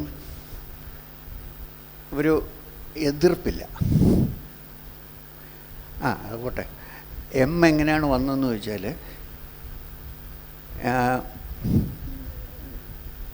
ഒരു ജയ്സൽമേറിൽ റോയൽ ഫാമിലിയിൽ നിന്ന് ഒരു പ്രിൻസസ് ഉണ്ടായിരുന്നു. അവരെന്നെ മിസ്റ്റർ എം എന്ന് വിളിക്കാൻ തുടങ്ങി ആദ്യം. ഈ മിസ്റ്റർ എം എന്ന് പറയുമ്പോൾ ജെയിംസ് ബോണ്ടിൻ്റെ ബോസാണെന്ന് തോന്നുന്നു. അതുകൊണ്ട് ഞാൻ അവരടുത്ത് പറഞ്ഞു, ഈ മിസ്റ്റർ എം വേണ്ട, എന്നാൽ പിന്നെ ശ്രീ എം ആക്കാം. അങ്ങനെയാണ് ഈ ശ്രീ എം എന്ന് ചേർന്നത്.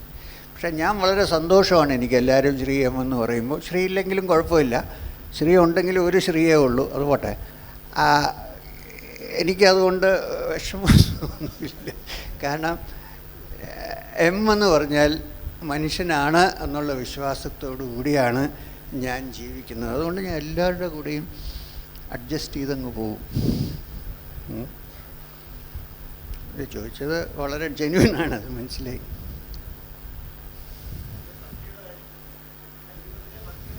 ഭക്തി ഭക്തി.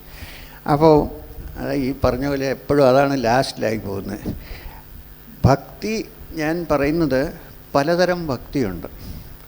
ഒരു ഭക്തി, ഞാൻ പള്ളിയിൽ പോയി, അല്ലെങ്കിൽ മോസ്കിൽ പോയി, അല്ലെങ്കിൽ മന്ദിരത്തിൽ പോയി ഭഗവാനെ ഒന്ന് കൈയെടുത്ത് കുമ്പ്, എനിക്ക് എൻ്റെ പ്രമോഷൻ വേഗം കിട്ടണം, എനിക്ക് കുട്ടികളില്ല, 6 വർഷമായി, കുട്ടികളുണ്ടാവണം. ഇത് ഒരു തരം ഭക്തിയാണ്. പക്ഷേ എനിക്ക് എൻ്റെ അഭിപ്രായത്തിൽ അത് തെറ്റില്ല, വേറെ ആരുടെ ചോദിക്കും. അപ്പോൾ അത് ലോവസ്റ്റ് ലെവലിലുള്ള ഭക്തിയാണ്. ഇനിയൊരു ഭക്തിയുള്ളത്, എനിക്ക് ജ്ഞാനം നന്നായിട്ട് വികസിക്കണം, ഞാൻ സ്പിരിച്വലാകണം, ഇങ്ങനെയൊക്കെയുള്ള ഒരു ഗ്രേഡ് കൂടുതലാണ്. ഹയ്യസ്റ്റ് ഭക്തി എന്ന് പറയാൻ അങ്ങനെ ഒരു ഹയ്യസ്റ്റ് എന്നൊരു വാക്കുണ്ടെങ്കിൽ അതെന്താണെന്ന് വെച്ചാൽ, എനിക്ക് ദൈവത്തെ ദർശിക്കണം, വേറെ ഒരു ആഗ്രഹവും എൻ്റെ മനസ്സിലില്ല, എൻ്റെ ലൈഫ് പൊളിഞ്ഞു പോയാലും സാരമില്ല, ദൈവമായിട്ട് എനിക്കൊരു കണക്ഷൻ മാത്രം മതി, ദൈവത്തിൻ്റെ പേര് പറഞ്ഞാൽ തന്നെ എൻ്റെ ഹൃദയത്തിലൊരു ആനന്ദം വരും. ഇതാണ് പരാഭക്തി എന്ന് വേദാന്തത്തിൽ പറയുന്നത്. അത് തന്നെയാണ് സൂഫിമാരും പറയുന്നത്. അതിന് ബ്രെയിന് കൊണ്ടൊന്നും മനസ്സിലാക്കാൻ പറ്റില്ല. ഒരു ഉറുദുവിൽ പറയാം ഞാനത്. ഒരു സൂഫി പറഞ്ഞു, ട്രാൻസ്ലേറ്റ് ചെയ്യാം, അഖൽ കെ മദ്രസേ സെ ഉഠ് എന്ന് പറഞ്ഞാൽ ബുദ്ധി കൊണ്ടുള്ള, നമ്മളെല്ലാം ബുദ്ധിജീവികളാണെന്നല്ലേ പറയുന്നത്, ബുദ്ധിയും തിങ്കിങ്ങും ഉള്ള ആ മദ്രസ എന്ന് പറഞ്ഞാൽ സ്കൂള്, അതിന്ന് എണീക്കുക, സമയമായി എണീക്കുക. ഇഷ്ക് കെ മൈ ഖദേമയാ, ഞാനിവിടെ ഒരു ബാർ തുറന്നു വെച്ചിരിക്കുകയാണ്, ടാവേൺ, അതിലേക്ക് വാ. അതെന്തിൻ്റെ ടാവേണാണ്? ഇഷ്ക്. ഇഷ്ക് എന്ന് പറഞ്ഞാൽ അത് എങ്ങനെയാണ് അത് ഹൃദയത്തിൽ ദൈവത്തിനോടുള്ള ഒരു പ്രേമം. ഇഷ്ക് കെ മൈ ഖദേമയാ. എന്നിട്ട് കുടിക്കുന്ന എന്താണ് അവിടെ? വൈൻ. ജാമേ ഫനാവ് ബേഖുദി, കുടിക്കുന്ന വൈൻ, ജാം എന്ന് പറയുന്ന വൈനാണ് അവിടെ. അത് ഈഗോലെസ്നെസ്സിൻ്റെ വൈനാണ്. ഫന എന്ന് പറഞ്ഞാൽ എല്ലാം തീർന്നു എന്നുള്ള അർത്ഥം. ജാമെ ഫന ബേഖുദി എന്ന് പറഞ്ഞാൽ ഈഗോ പോലും അവിടെ ഇല്ല. ആ വൈനാണ് ഞാൻ കുടിക്കുന്നത്. ബാക്കി ജോഹോ സോഹോ ബാക്കി നടക്കുന്നതൊക്കെ നടക്കട്ടെ എന്നൊരു സൂഫി പറഞ്ഞു. അത് ഭക്തിരസമാണ്. അത് റെയറാണ്, പക്ഷെ അതുണ്ടായാൽ രക്ഷപ്പെട്ടു.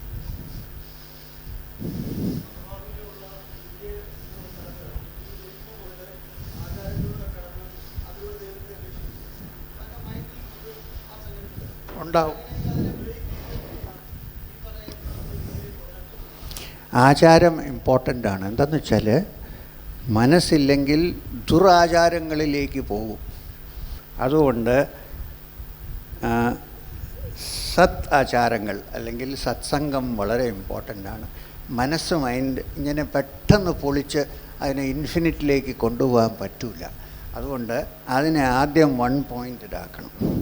ഡിസ്ട്രാക്റ്റഡ് മൈൻഡിനെ കൊണ്ടുവന്ന് ഒരു സ്ഥലത്ത് കൊണ്ടുവരാനുള്ള അതിൻ്റെ പ്രവൃത്തിക്ക് ഏറ്റവും അനുകൂലമായിട്ടുള്ളതാണ് ഈ റിച്വൽസ് നടക്കുമ്പോൾ ആ മൈൻഡ് അതിൽ അബ്സോർബ്ഡ് ആവും. നടന്ന് പിന്നെ അബ്സോർബ്ഡായിട്ട് തന്നെത്താനെ അത് പിന്നെ അലിഞ്ഞ് ഡിവിനിറ്റിയുമായിട്ട് ഒന്നാവും. അതുകൊണ്ട് ആചാരം തെറ്റില്ല. ഈ ആചാരം കൊണ്ട് ബാക്കിയുള്ളവർക്ക് ഉപദ്രവമില്ലാതിരുന്നാൽ മതി. അത്രയേ ഉള്ളൂ. സമയമായി.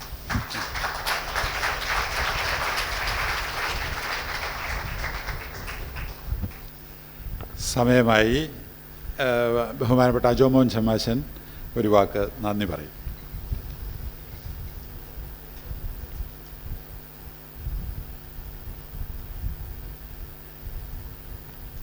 ദൈവ തിരുനാമത്തിന് മഹത്വം ഉണ്ടായിരിക്കട്ടെ. അന്ത്യനായ പ്രിൻസിപ്പൽ അച്ഛൻ, ഇത് ഞങ്ങൾക്കായി ഇവിടെ ക്രമീകരിക്കുവാനായിട്ട് പ്രയത്നം ചെയ്ത ഫാക്കൽറ്റി മെമ്പേഴ്സ്, സെമിനാരി മാനേജർ, ഇതിനായിട്ട് ഇതിനുവേണ്ടി പ്രവർത്തിക്കുവാനായിട്ട് വന്ന സംഘാടകർ, എല്ലാവർക്കും വേണ്ടി നന്ദി പറയുക. പ്രത്യേകിച്ച് ഉപവാസം എന്നാൽ ദൈവത്തിൻ്റെ കൂടെ വസിക്കുക എന്നുള്ള അർത്ഥത്തിലാണ് നമ്മൾ ഉപയോഗിക്കുന്നത്. ഈ സെമിനാരിയിൽ 4 വർഷം ദൈവത്തിൻ്റെ കൂടെ വസിക്കുവാനായിട്ട് പ്രത്യേകം വേർതിരിച്ചിരിക്കുന്ന ഒരു സമയത്ത് വീണ്ടും ഒന്നും കൂടി ഇന്നർ പാർട്ടിലോട്ട് കയറാനായിട്ടായി നോമ്പുകൾ ക്രമീകരിച്ചിരിക്കുന്നത്. അതുകൊണ്ട് ഞങ്ങളുടെ 3 നോമ്പിൻ്റെ സമയമാണ്. ആ സമയത്ത് നല്ല പ്രകാശമായ ഒരു ഗുരു വന്ന്, സാധാരണ വേദാന്തം പഠിച്ചു കഴിഞ്ഞാൽ അന്ന് വരെ അമ്മയെന്ന് വിളിച്ച ആൾ മാതാശ്രീ എന്ന് വിളിക്കുന്ന ഒരു രീതി ഭാരതത്തിലുണ്ട്. ചൂടങ്ങ് പ്രശ്നവൽക്കരിക്കും. നല്ല സരളമായ ഭാഷയിൽ ഡിസ്ട്രാക്റ്റഡായിട്ടുള്ള മൈൻഡിനെ കേന്ദ്രീകരിക്കുവാനും കണ്ടെത്തേണ്ടത് ഉള്ളിലെ നിധിയാണെന്ന് ബോധിപ്പിക്കുകയും ചെയ്ത് വഴികൾക്ക് നല്ല പ്രകാശമായ ഒരു ഗുരു ഞങ്ങൾക്ക് നോമ്പിൽ വന്നു കിട്ടിയതിനുള്ള സന്തോഷം ഇവിടെ ഞങ്ങൾ രേഖപ്പെടുത്തുന്നു. ഞങ്ങൾക്ക് വേണ്ടി അറിവ് പകർന്നു കൊടുക്കുന്നവർക്ക് സമയത്തിന് പ്രശ്നമില്ല എന്നറിയാം. അതുകൊണ്ട് ഞങ്ങൾക്ക് വേണ്ടി ഇവിടെ വന്ന് ഇത്രയും സമയം തന്നതിനായിട്ടുള്ള നന്ദിയും അറിയിക്കുന്നു. പ്രത്യേകിച്ച് സെമിനാരിയിൽ നിന്ന് വെളിയിൽ നിന്നും ഇവിടേക്ക് വന്ന് ഇതിനായിട്ട് സമയം ചെലവഴിച്ച ഏവരോടുമുള്ള നന്ദി അറിയിക്കുകയാണ്. ശമാശന്മാർ, വൈദ്യവിദ്യാർത്ഥികൾ, ഇതിനായിട്ട് വന്നിരിക്കുന്ന മീഡിയ, ഇവരോടെല്ലാവരോടുമുള്ള നന്ദി ഒറ്റവാക്കിൽ പറഞ്ഞുകൊണ്ട് വാക്കുകളെ നിർത്തുന്നു. ദൈവം അനുഗ്രഹിക്കട്ടെ.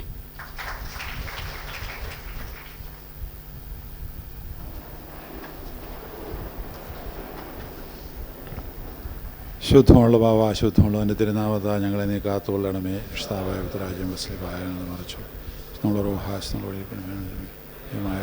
കാലമകലാസമേ ദൈവത്തിന് ഞങ്ങൾ മറിച്ചുകൊള്ളണമേ. ആമേൻ.